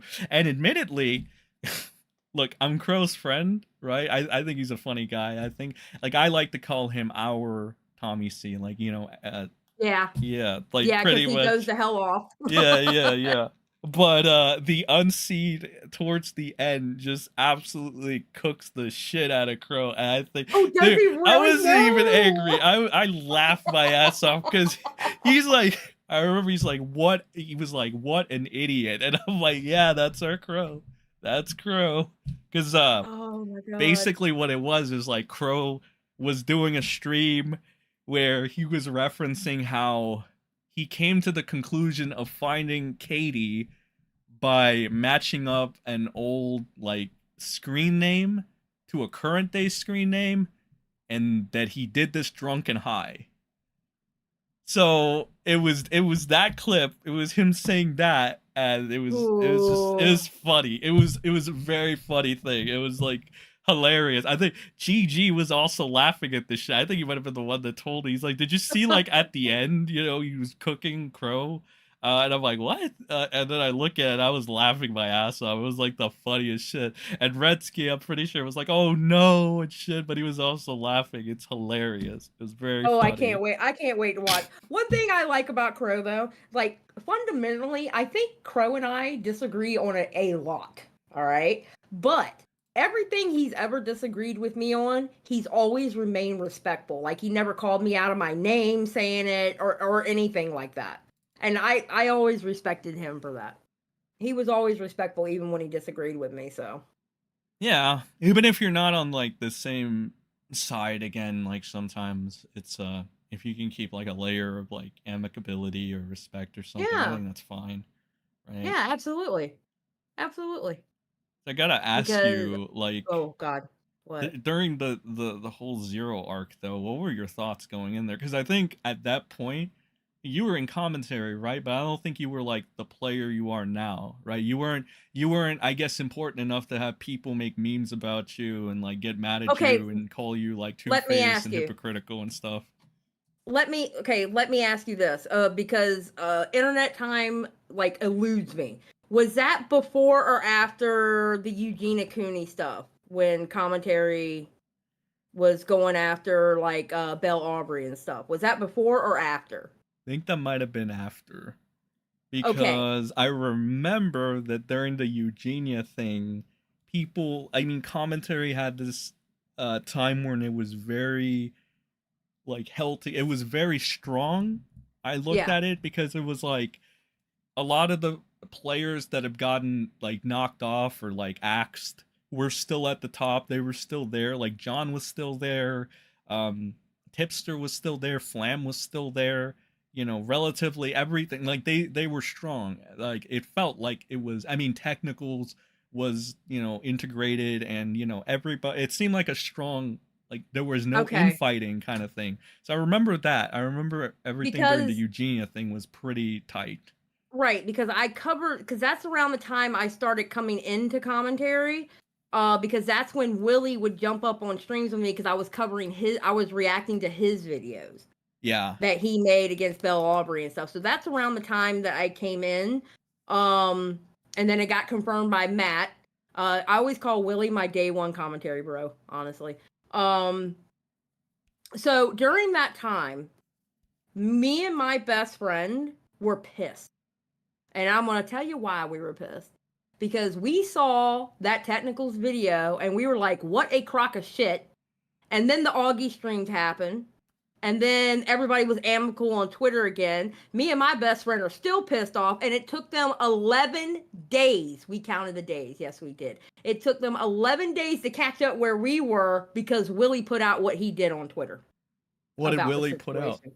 He put out a clip. He put out a clip from Technical's video. Oh God, I think it was basically saying, okay, so we can forgive him. Something about welcome back Zero or something like that. Like he was showing the hypocrisy of it. And we were like, oh my God, thank you, Willie. And it took 11 days for that to happen. And then everybody filed in and go, you know what, Willie, you're right. And but we were in the background going, this is a crock of shit. This video is a crock of shit. I mean, we were pissed, you know, I mean, because we're talking about somebody who was, you know, older with like a 14-year-old, talking to a 14-year-old like that, you know? And yeah, I remember specifically we were mad. And I remember that I wanted to react to that Technicals video, but I shied away from doing it. And I still regret that to this day. That is one of my regrets on my channel, that I didn't react to that Zero video. You mean the original that Tech put out? Yep. Why didn't you regret that? You should have, Xylie. Honestly, you really should have. I was so angry, and I was like, no, because it might stir up issues or whatever. I don't know. I pussied out. I'm gonna be honest with you. I pussied out. I don't know why I didn't do it. It's one of my greatest regrets on my channel is not going over that video. Do you think Augie was screwed over in that debate? I'm gonna be honest with you. If you go back and watch that debate and you go take away the emotion and you go by the words that were said, Augie actually won that debate. And I'm going to tell you why. Because Technicals never answered any questions. What Technicals does is he turns around and answers questions with questions. He never answered, pretty much he didn't, I think he answered maybe like 2 questions directly, and that's it. Augie actually won that debate. If you go by like script, like if you read it, you would read it like Augie won it. But because Augie got heated and stuff like that, people said that he lost. Yeah, I don't agree. And didn't Keem write a poll on his run a poll on his Twitter following that? Yeah, he wrote a poll, and then his next tweet under it was, you know what? No one won. I was like, oh my God. Is it because the vote ended up going in Tech's favor, and it did. I remember being there during, honestly, oh God, that going back there, man. It's I remember hearing a lot of people that already had, some of them already had biases, of course, but there were some people that didn't have a bias. Some people were pro Augie too, and they even they were like, oh my God, did he just fucking lose? Or whatever, because it wasn't, I mean, to me, it wasn't that he got heated or anything. It was just that Technicals is very technical. He's very good with his words. He is... Yeah, he knows, okay, the one great thing about Technicals is really good about this, and he did it in his video, okay? This is the one thing Technicals is good at. You can have a fire, a blazing fire, and it's destroying things right in front of you, but he knows how to make you look to the right away from it. Yeah, he is good at that. He's very good at that. He did that in his video.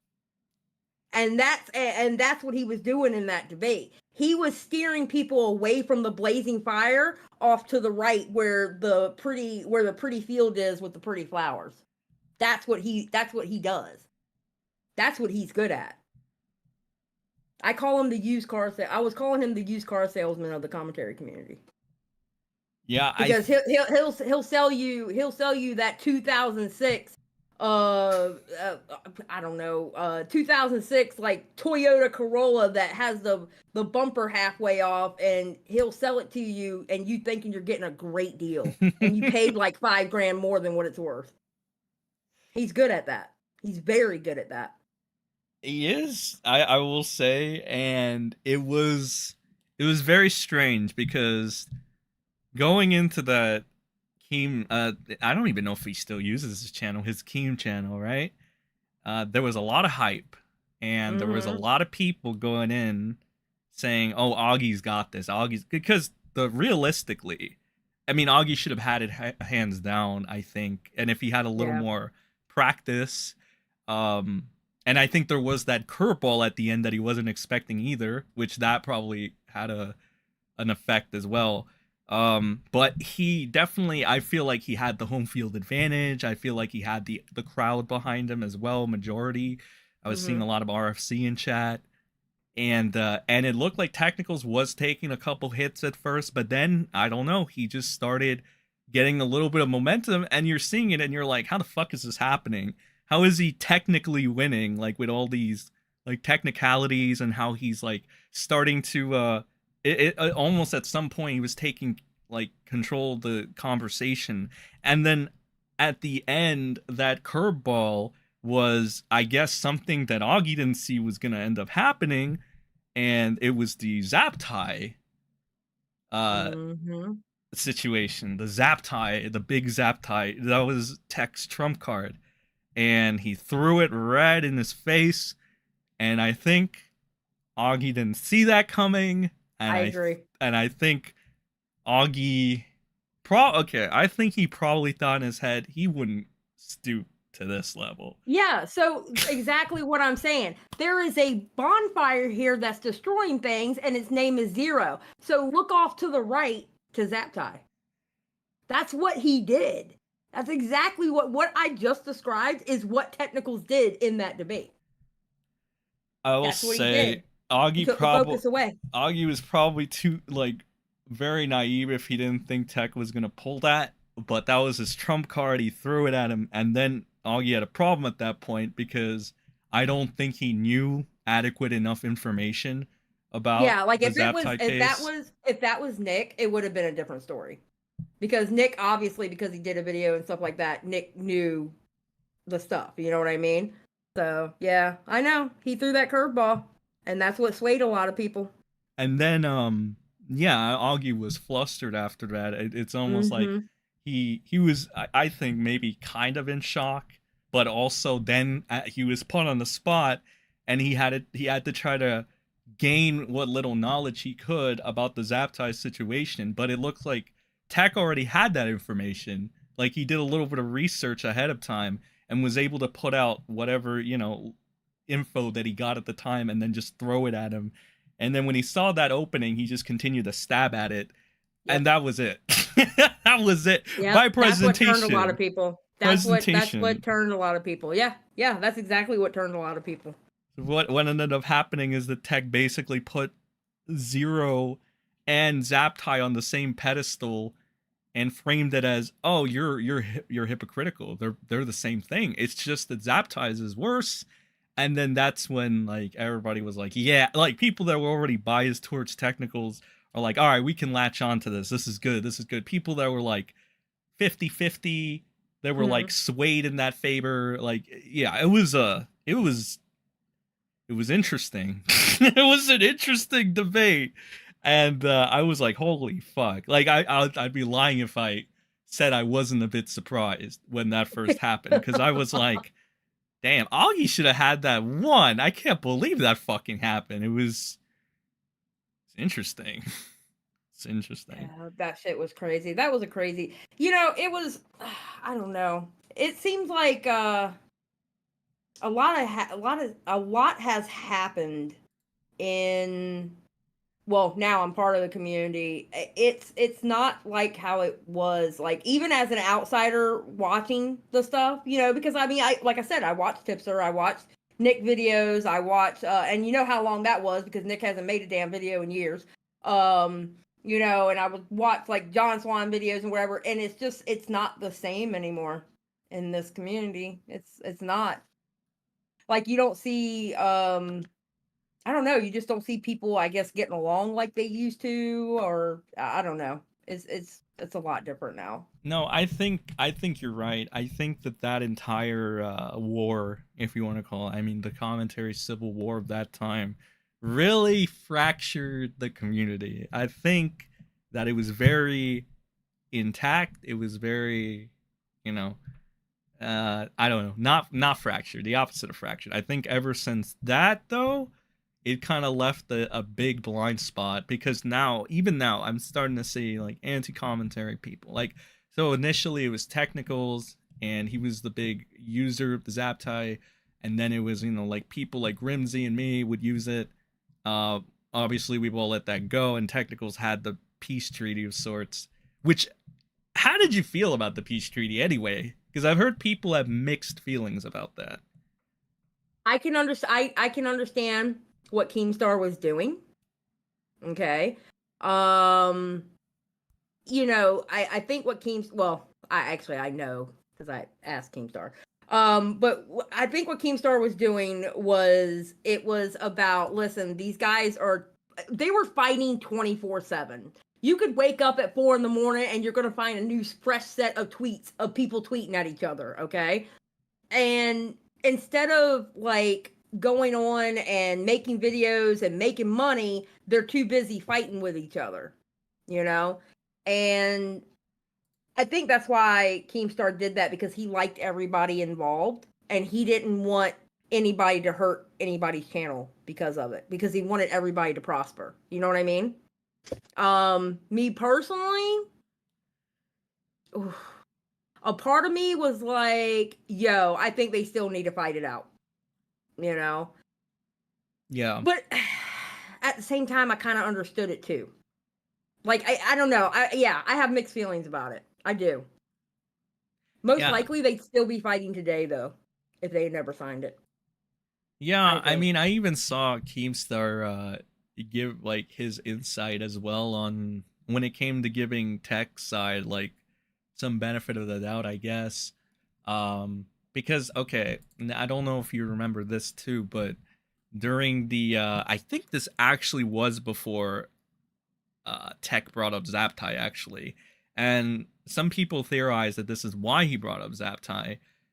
It was actually When they brought up something. his brother? Yeah. Are It you was talking about actually. that? Yeah, it was actually something Tipster had something to do. He was he was in that too. Funny. So it was when Pixel Drink, which was Technicals' brother, who we found out has a YouTube channel as well, a TikToker, I think, that Yeah. was brought in by I think a random Redditor or something and was given to commentary. And they decided to involve that for the purpose of trying to make I guess, draw a parallel as to why it could be that Technicals was so gung ho in defending Zero because it wasn't making sense to them and it wasn't making sense to some people, right? I looked at that as an example of Technicals doing technical thing. That's the way I looked at it. I don't think that was the reason why he was so gun ho with Zero. I think he was so gun ho with Zero because he actually wanted to get to Leppin and that other chick. The chick. What's her name? Jisoo. Yes. I think I think the Zero video was to get at Leppin and Jisoo, but he had to clean up Zero a little bit first. Okay.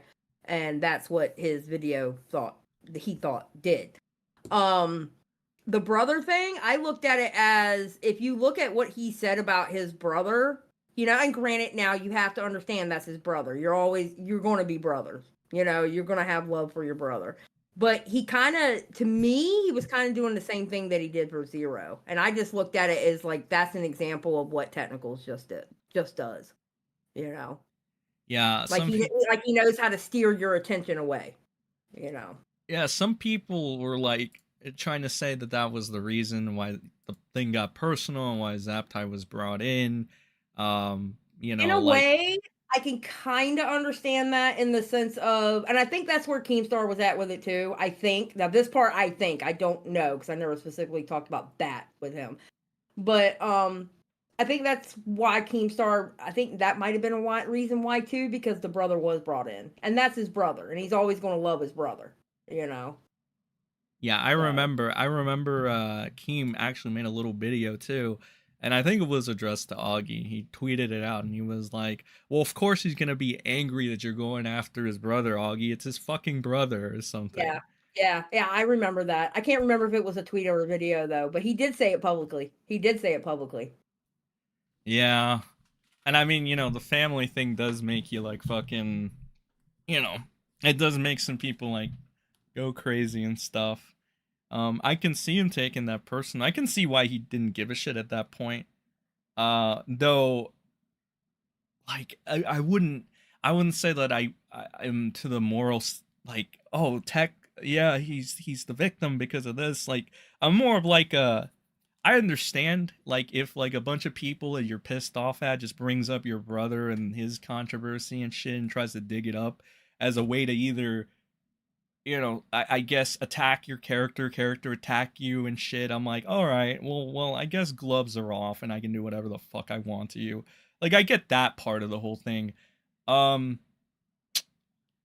so for him, yeah, I understand why he did it, but I still think that the whole parallels idea for me, not like it makes sense in a way because it's like, well, if Tech had already defended his brother for pretty much kind of the same misconduct. It's Yeah. not like out of the ordinary for him to defend it for zero and shit. Remember when he put that picture up on Twitter? Oh yeah, the MS Paint shit. Oh, That was God. fucking weird. Oh God. I was like, no, what is going on? Oh, Yeah, ugh. I mean he might be very tactful and good with what he does, but like he could get a little hot-headed too. I think that's Yeah. honestly that's probably why they kept going at each other so long and like so many times and shit is because I think like the most important thing of it all is Nick, Augie, and Technicals all have like big egos. Well, That's one of the things. here's the thing. I look at all, and I'm saying all you guys, okay? Especially you back then, especially how you hated me or whatever. All you motherfuckers are hot-headed. All of you. And I think it's hilarious. All of you are hot-headed. Every single, and listen, when I was y'all's age, I was hot-headed too. Thank God I wasn't on YouTube in my early 20s because I wouldn't have lasted a year. YouTube would have kicked me off because I was a hell of a lot worse in my 20s than I am now. I'm actually calmed down now compared to what I was in my 20s. Yeah. You know, y'all are just y'all. And believe me when I say this, I'm not trying to put you down or anything with what I'm about to say, but it's. And I even told you this in one talk that we had with Augie. Look, y'all are young. Y'all are young. Y'all haven't figured out the whole world, even though you feel like you figured out the world by now, but you haven't. And you're going to learn and you're going to grow. And the way you're acting today may not be the way you act when you're in your 30s. And then that may even change by the time you're in your 40s. You know, y'all are just young and hot-headed. And I sometimes I enjoy it. Sometimes I don't, when somebody striking up a live stream and talking shit about me. But I do genuinely enjoy it. I can't help it. Yeah, it keeps things fresh and stuff, and like Yeah. But I do really think that entire arc and that entire Civil War really did fuck up and fracture commentary. I honestly also think that it kind of, especially now that I'm seeing this shit, and people try to make it pick up steam. I think they kind of might have found Nick's Achilles heel a little bit because they are, and I'm talking about like I guess anti-commentary or something. People that don't like Nick, I guess, basically. Yeah. They are really trying to latch on to the Zaptai thing right now. There's one guy that recently got fucking roasted to hell by Nick. And even Boblax, which is hilarious because he still, for some reason, doesn't want to address Boblax as shitting on him consecutively. And this guy, I don't know if you've seen this guy, Xylie. But I think might have him blocked. I don't know. he is the second coming of Jesus for anti-commentary, I think. He's gonna be the guy that picks up where Technicals left off. Okay, What's his name? Here it is, the one and only You ready? Yeah. Drum roll. It is Michael Alberto. Oh, gosh. Michael. Oh, okay. Mikey. I will say this about Michael Alberto. Okay, the interactions that I have had with Michael, and granted that was a while ago. But every interaction I've had with Michael, he's always been nice to me. Okay. He was always very respectful, and like he came up on my live stream at one point, and this was like last year sometime. Okay. He came up, I believe it was last year sometime. And he came up on my live stream. He was very respectful, and I told him, I said, no political shit, because I know we're on like the opposite spectrum, right? Yeah. And no, he was cool. He was cool. Michael is on some shit right now that I'm not, I'm not dealing with it. It's, yeah. Well, I'm not down with it. he made a very interesting tweet yesterday, Xylie, and he said, "I see a lot of commentary community has been bored. Give me a few weeks to make this video, winky face. If no one else will bring back fun and bring content, then I will. I'm actually so excited to make this video. I haven't been this amped to make a video in ages." Oh. Now you're probably wondering, what could this be? Well, what could he possibly be having up his sleeve? What is he going to do? How is he going to give the commentary community something to talk about? Well, you do a little more inspecting. And what does he have in common? Well, he doesn't like Nick DiOrio, obviously. I mean, he doesn't want to talk bad about Boblax, even though Boblax shits on him all the time. He doesn't want to say anything bad about Augie. He doesn't want to say anything bad about Tom, but he wants to shit talk Nick DiOrio for some weird reason. So we got somebody here saying, Nicholas DiOrio, when someone called Zaptai a pedophile, he was and is a pedo. Then he put a little meme of Nick, interesting. So we got Michael Alberto showing up saying, don't watch Zaptai's video on red kiwis. He's getting very coy here. Austin No Powers, who's like besties with, I think Michael Alberto, really likes him. Says pedo versus pedo. Red Kiwis did nothing wrong, man. The girl kept messaging him there. There was nothing he could do about it. This person's being sarcastic. He said, Red Kiwis did nothing wrong, man. The girl kept messaging him. There was nothing he could do about it. Michael Alberto then says, in Zaptai's video on Red Kiwis, he says it's up to the adult to verify ages.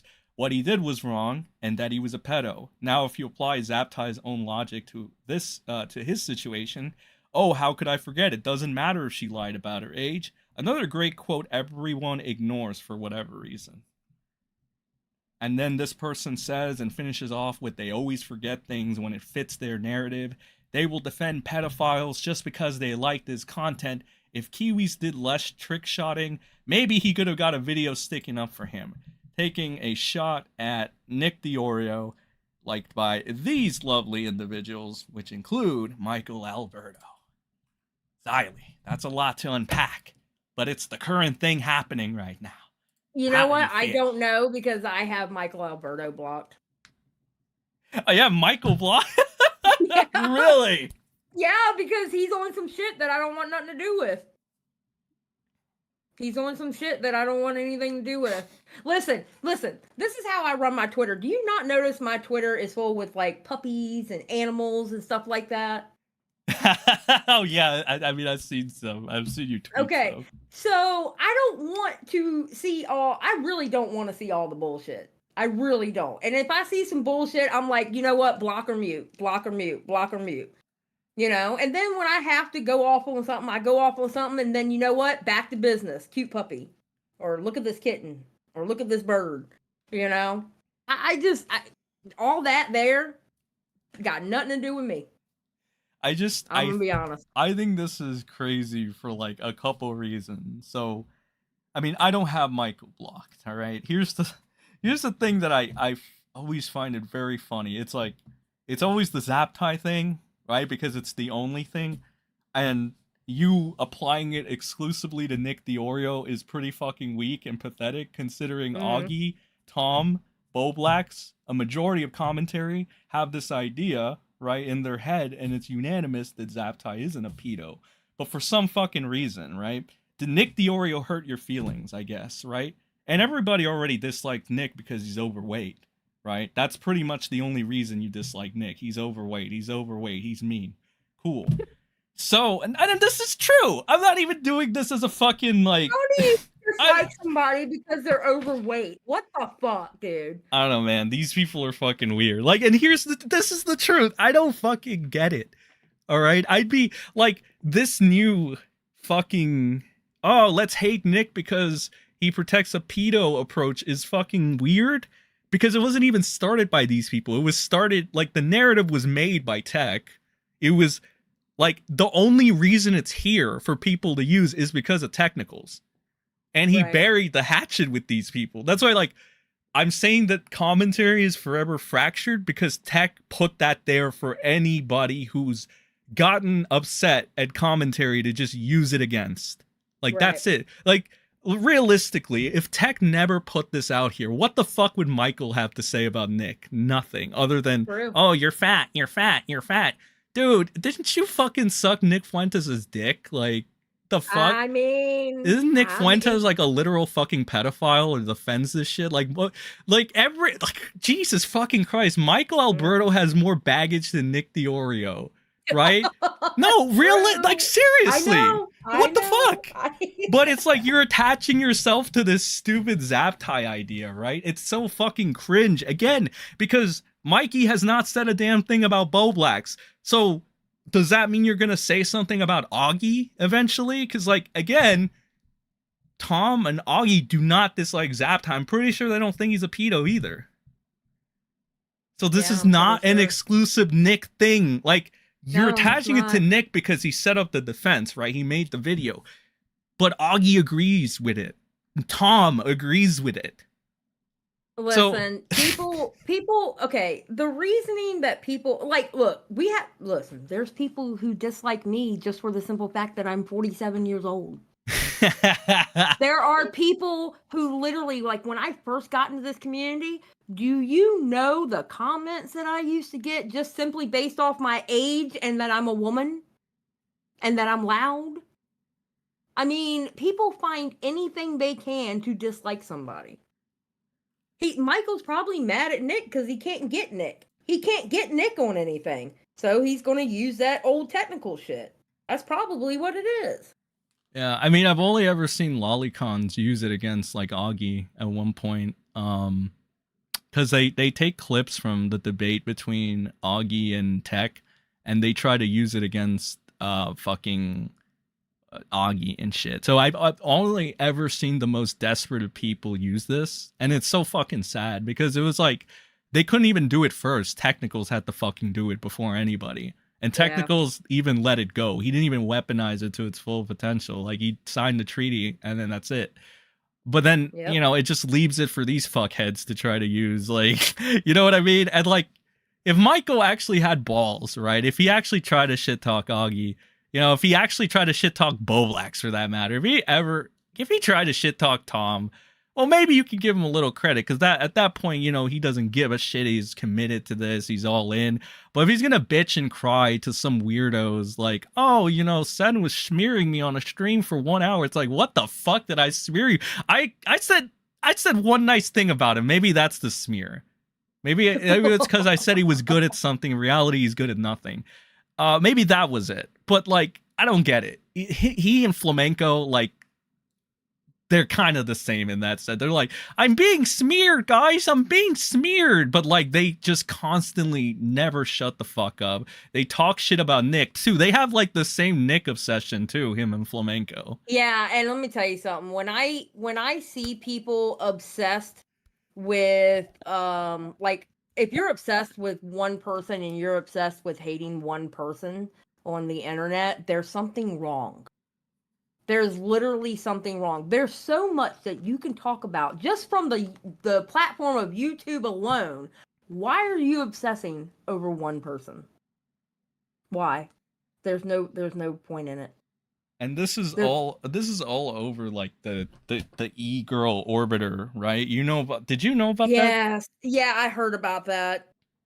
Yeah, I heard about that. Apparently it's because Nick brought it to light or something, but like Bo Black's I mean I interviewed Bo Black's a couple weeks ago. He said I don't know why he's applying that to Nick. I was the one that did it. Like I'm the one that should be getting the heat for this, not Nick. I don't know why Michael is, angry at Nick more than me and shit. Because he know, and it's really weird because okay, when it comes to Nick, everybody knows if somebody goes after Nick, Nick's going to take care of it as soon as he can. All right, Bo Blacks is going to sit there and meme it, but Bo Blacks is like he's a beloved figure. Okay, people love Bo Blacks, and I don't think Michael. Honestly, when it boils down to it, I don't think Michael has the balls to go after Bo Blacks because he knows that the commentary community will come together like the fucking Avengers and protect Bo Blacks. Literally. Yeah, I mean, I know, like, I mean, honestly, I think it goes like Bo Black isn't even the top guy that he could go at. Like, again, Nick is a top guy, but the only reason you have a leg to stand on with him is a bunch of people hate him. That's literally the only reason you're even doing. Yeah, but here's the thing. But here's the thing. All right. Yeah, he has a bunch of people that hate him, but he don't give a fuck. Okay, so if you hate somebody, all right, how does it affect that person if that person truly doesn't give a fuck? Oh, you mean if they're not Tipster? Well, yeah, because Tipster actually gives a fuck, okay? Yeah. Which, believe me, he does. He actually does give a fuck. But with Nick, I can tell you, he doesn't give a fuck. So how do you affect somebody that doesn't give a fuck? You can't. You don't affect them. It's like, whatever. Well, that's why I think he's trying to take this personal zap tie approach, personally. Because I think Nick does legitimately. I remember I saw one of his tweets where he's like, and this is where the zap tie thing first got thrown out by Michael. And he was like, oh, because he basically said, well, he's a good guy that like deserves a second chance or something. I think something to that effect. I think Nick might actually like zap tie and might actually, that little humanization of him. I think Alberto sees that and he's like, well, I'm not going to get him on anything else. I might as well take this approach. I mean, it worked for technicals. So that's just. Well, but here's the thing, though. There's kind of a difference between technicals and Michael Alberto. You don't say. There's a difference there. There's a big difference. I think there are big multiple differences, to be honest. Yeah. There's a difference between technical saying it back then and Michael saying it now. Yeah, he's just going to try to grab it and regurgitate the same points. I think. And it's going to go nowhere. It's going to go nowhere. It really is. And the few people that believe it, or the few people that like believe it and go with it and, yeah, Michael's right, da da da. Do you really think Nick is going to give a fuck? No, because anybody that's been anti-commentary that has tried anything has always failed. Yeah, well, and here's the funny part. There's always going to be an anti-community. There's always going to be an anti-commentary community. With every community there is on YouTube, believe me, I've covered several of them. There's always an anti-community. Always. There's so many anti-communities out there, and they get crazy. They get super crazy. The only one, Xylie, that's ever been like anti-commentary that's even come close would be Tech, and nobody else has. No matter how much momentum or charisma they had, nobody came like really close at the end. Like they didn't narrow the gap at the end. You know why I think Tech actually worked? I mean, didn't work, but came close. You know why I think Tech came close? Why? Because Tech was already within that friend group, and then he turned heel. You know what I mean? He started his anti within the group first. He was tight with those guys. He was going up on Augie streams. You know what I mean? He was the guy to hang out with. And then he turned heel. Yeah. And I think that's why his was the closest one. These other guys are just guys. They're just people on the internet. And honestly. I think Tech already, I mean, I think Tech has talent for what he does. I think you agree He as does well. have.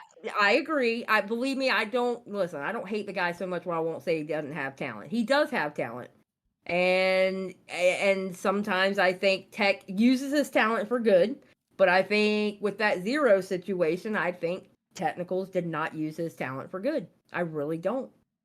Yeah, I'm fully in support of him, like slamming, Left and Jisoo, Nairo, them. They're like for sure, for sure. I think when it came to Zero, his tunnel vision took over. I really do. I think his tunnel vision took over. Because Yeah, there is no damn way in hell, there is no damn way in hell that I'm gonna sit there and believe that was a fucking suicide letter. And there was a lot of things about that goddamn video. Oh my god, that video just drove me insane.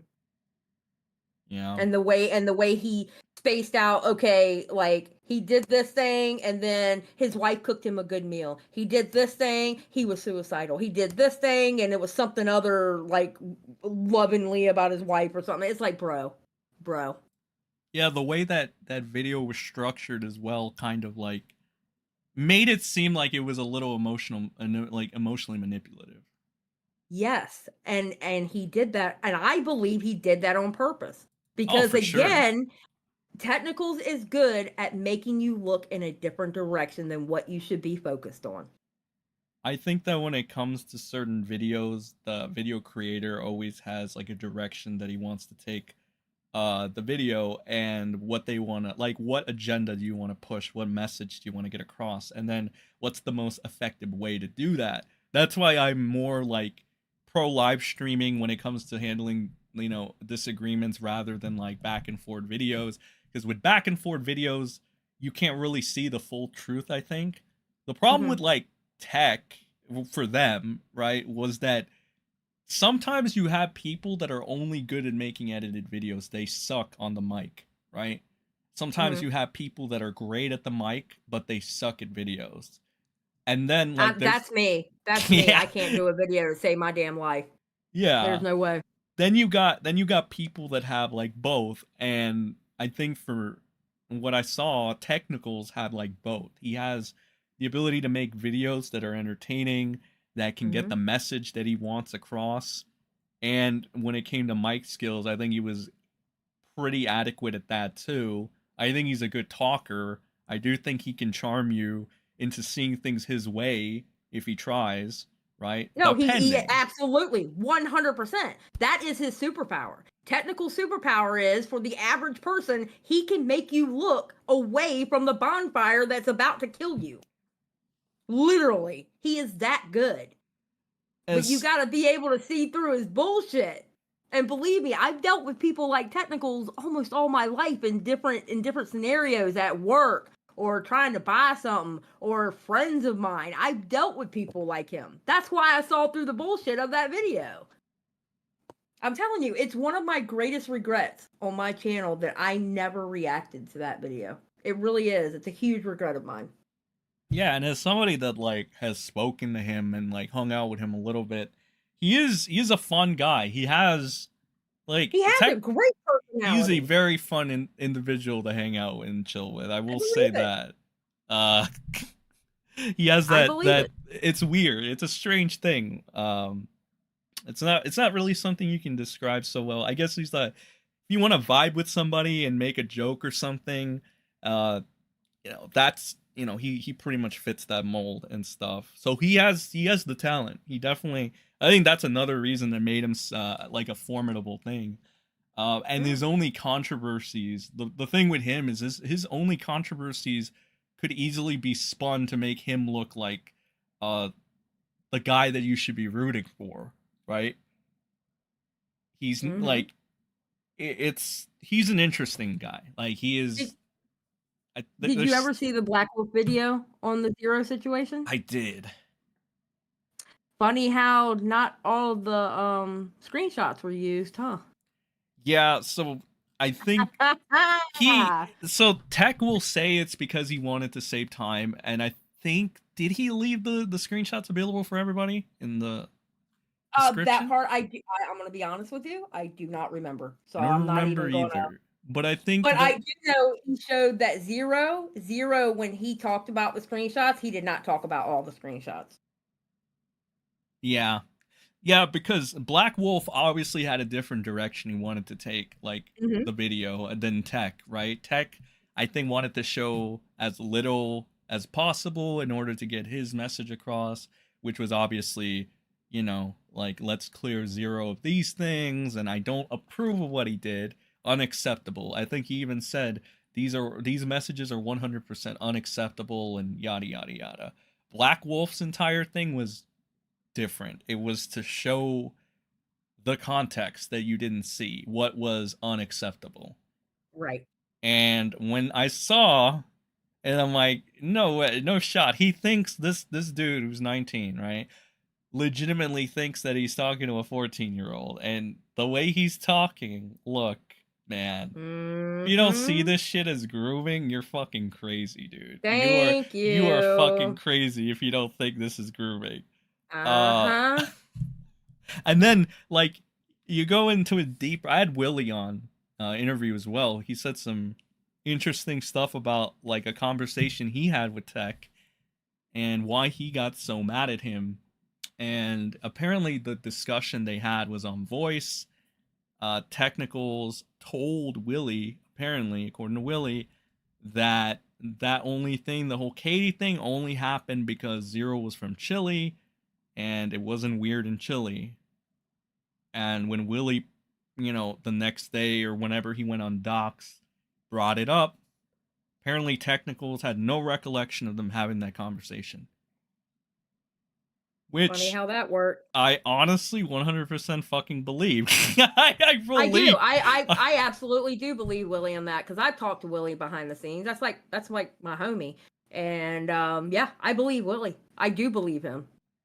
I do. Because if you think about it, if Technicals would have agreed that he actually said it, that would kind of almost destroy his video. Oh, yeah, no, it wouldn't be good at all to have that on the record. Yeah, exactly. But I think Tech does what Tech needs to do to win, and that's more of his approach, regardless. Like, I told Willie, I'm like, well, Tommy called him ruthless, and then Willie was like, well, of course he's rootless. He'll straight up pretend like he didn't have a conversation, with a fucking straight face, right? And I'm like, yeah, that is pretty fucking rootless, but damn. I don't know how to feel about that. Like, a part of me is like, damn, you fucking snake. Another part of me is like, damn, you really you want to get the job done, huh? It's one of those things. I'm gonna be honest. Like I said, I think he has used his powers for good in certain instances with his videos, and he has used his powers, his superpowers, for bad. And I think he used his superpowers for bad in that Zero video that he did. I really believe that. I'm not technically saying that Technicals is a bad guy or whatever, but he it's just very disingenuous to me, and I can't trust a creator that does that. Yeah. I get that. With how he presented that Zero video, I knew after that there's no way that I can watch his videos and even trust what he's saying. And that was me personally. Not expecting everybody else to feel that way. That's just me personally. Yeah, I can see that. I think that's pretty fair. Yeah. Good times. Xylie. Now, we're almost at the end. I'm gonna do a little something I haven't gotten the specifics down yet. But basically, I'm gonna name off a bunch of people, and you're gonna tell me anything you want about them. Just shoot from the hip. You can say something like a sentence. You can give more thoughts on them. Just anything that comes to mind about the individual I'm gonna name. Oh, dear God. Sound good? Yeah, I guess. I'm worried. Okay. All right, Donald Trump. Oh, fuck that dude. I told you I still have my morals. No, fuck that dude. I didn't like that dude before he was even ran for president. I never liked Donald Trump. Okay. Joe Biden. Oh, God, he's such a fucking disappointment. Ron Such a fucking disappointment, DeSantis. dude. Ron DeSantis. Wait, is that the guy from Florida? Yes. Oh, fuck him. He can fuck right off. Xylie, I'm starting. I think I have an understanding on your political alignment now. You know what my political alignment is? What? None of them give a fuck about us. None of them. It's a very good way of looking at it. Let's swing into commentary. Augie, RFC. Well, see, Augie and I, it's getting better. It's getting better. Augie is kind of known for hating me. But I think the last time that he had said something about me on the stream, it's like he's like, yeah, she's all right. So it's mending. It's mending. You know, but I enjoy his live streams. I do. I enjoy his live streams. I've always enjoyed Augie's live streams. I just don't type in them. You know. Yeah. Tommy C. I love me some Tommy C. Because Tommy C reminds me of the guys that I used to work in the shop with. Honestly. The same guys that I would throw a wrench at, and then on their birthday, I would bring them a banana pudding. Banana Honestly. pudding. Oh, God. Yep. Now I want a banana pudding. Yeah. My banana pudding is amazing, FYI. Just saying. Banana pudding. God, that sounds good. Okay, let me just throw G.G. Evans. Up until tonight, I fucking hated him because he was evil. And when Kat put up a picture of me that she drew like fan art for me, and G.G. Evans went under there and said some crude and rude shit. G.G. Evans. I know what you're talking about too. And being that he was nice tonight, I'm going to unblock him when I get off this goddamn live stream. But up until tonight, I fucking hated him. But I don't hate him anymore. So there we go. That's what's up. Let's see. Nicholas Diorio? He's a little shit. I call him a little shit. Every time I talk to him, because again, we play Destiny together, right? We're in the same like gaming group. I call him a little shit almost every time I talk to him. Because he's a little shit. Is there anything specifically he's a little shit about? He's just he'll say things just to trigger me. Like he'll say, "Oh my god!" Like I'll say he's already in the Discord, and I jump into the call, and he was like, "Oh my god, there goes another woman." I'm like, "Shut the fuck up, you little shit." You know. Yeah, I gotcha. Pokimane. Okay, here's my thing on Pokimane. I'm sorry, I'm not going with the. Okay, look. Pokimane is one of those that you can tell she must have been fucking sheltered. All right. Like, I appreciate the fact that she is a woman and she's done things on a platform like in the way that she has, because you have to admit she's not a titty streamer. Okay, she's not like, you know, in the hot tubs and shit like that. She actually did it, like, to me, legit. All right. Yeah. The only problem with Pokimane is she doesn't know how to handle people talking shit about her. She doesn't know how to fucking handle it. And then when she does, and then she gets into this fucking mode where she does stupid shit. Honestly. Yeah. I don't hate her like a lot of people fucking hate her. I don't hate her. I do not hate her. But I can understand where people dislike her, or even hate maybe, but dislike her because her reactions are fucking stupid. She needs a good PR person that understands Twitter and understands like the whole internet thing of how to not handle things. And she doesn't have that person apparently because she's fucking dumb when it comes to her reactions. So yeah, that's kind of fits like the description of like a lot of people on the internet, I think. They seem to have that issue, but I think some get better at it, I think, over time. Some people I had to learn. Get worse. I had to learn how to deal with shit. I had to learn last year how to deal with shit. And now I know how to deal with it. I fucking ignore it. Yeah. It doesn't matter anymore. It doesn't matter what people say about me. It doesn't matter what videos they make, because you know what? I'm going to still get on my channel, say what I got to say, and then log off. Okay. Let's see. The quartering. Oh, fuck him. When Willie labeled him, and I never thought about this label, when Willie labeled him the anti-SJW, he's so fucking right, because the way he complains about people is the same way that we used to complain in the beauty drama community about people. He complains in the exact same way, but it's opposite of SJW shit. You know what I mean? Yeah. Oh god, he drives me fucking insane. Ah. Although it was funny watching him and Pearly Things fight for 2 days. That was amazing. All right. Niece Lone Wolf. Dude. I just thought of Dude. Chad Xylie. Dude. Okay, listen.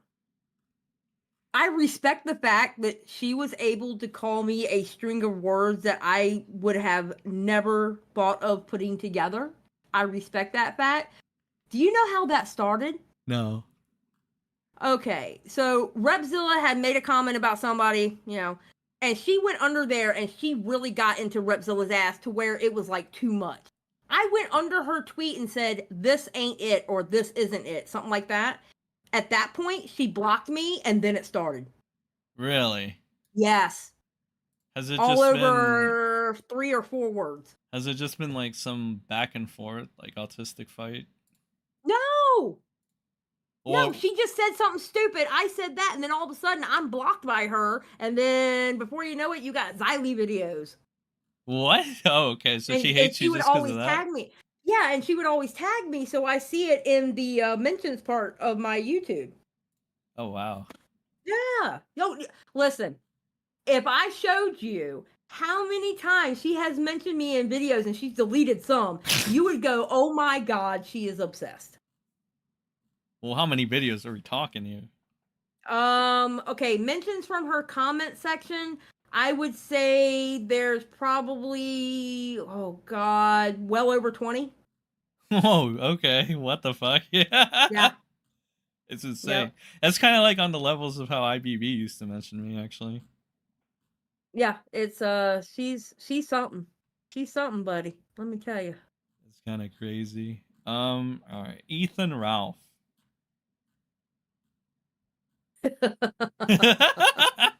I love that reaction. You know, every now and then, depending on what I'm covering, he still brigades my chat. And I think it's funny when they come in there and do it, "Ethan Ralph W." And I'm like, okay, bro, really? Really? Yeah. What are they referencing? Ever since we had that shit on Fireball, I guess he's hated my ass. Ah, remember Fireball. Mm-hmm. Those times. Yeah, ever since that me and him got into it on Fireball, he's hated my ass. I mean, I don't think he hates me to the level like he hates other people. I guess I was just an annoyance to him. I haven't seen. Hold on, I'm about. God bless. Thank you. Hold on. Hold on one second.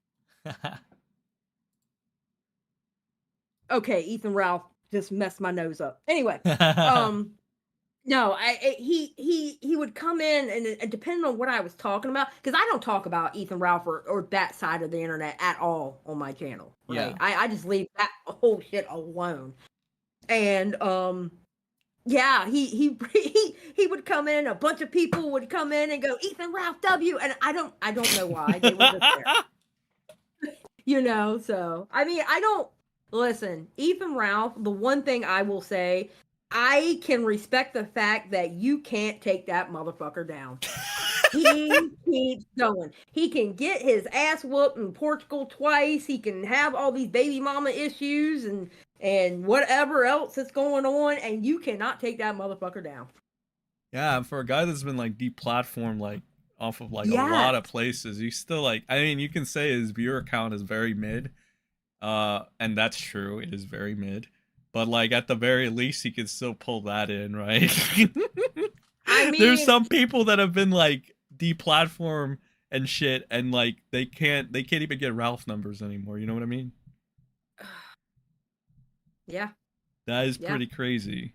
He just keeps on ticking, man. He keeps on ticking. So I mean, I gotta respect him for that, because he's, like you said, he's been deplatformed everywhere. Everybody and their mama has joked on that man, has made memes out of that man, and he just keeps going. That guy is probably mentally stronger than Tipster in a sense, which is fucking crazy. I would say so, because there is no way Tipster would be able to survive what if people were saying about what they have said about Ethan Ralph, and they say that about Tipster. Oh no, Tipster would probably quit the internet. Honestly, probably. That is pretty fucking insane, though. And I honestly, I believe you. That's the most fucked up part. I mean, I don't like. Don't get me wrong. I don't like Ethan Ralph, but even though I don't like him, I can still respect the fact that man keeps going. I can respect it. I really can. I can respect it. Well, Xylie, this is a very good talk. Appreciate you stopping by. I think we left it off with we left it off with a good one. I didn't expect you to say that though. Like that whole thing about like if Tipster got the shit that Ralph did, he would just quit the internet. I think he would. I mean, think about it. I mean, people are always talking about like Ethan Ralph's gun. They're always like showing pictures of him getting beat up, his baby mama. I mean, think of all the things they get on Ethan Ralph about. If people had like if Tipster gave people the opportunity to fuck with him in that way, because Ethan Ralph has given people the opportunity to do that because of what he does or whatever. I don't think Tipster would be able to handle it. I really don't. Yeah. I really, really don't.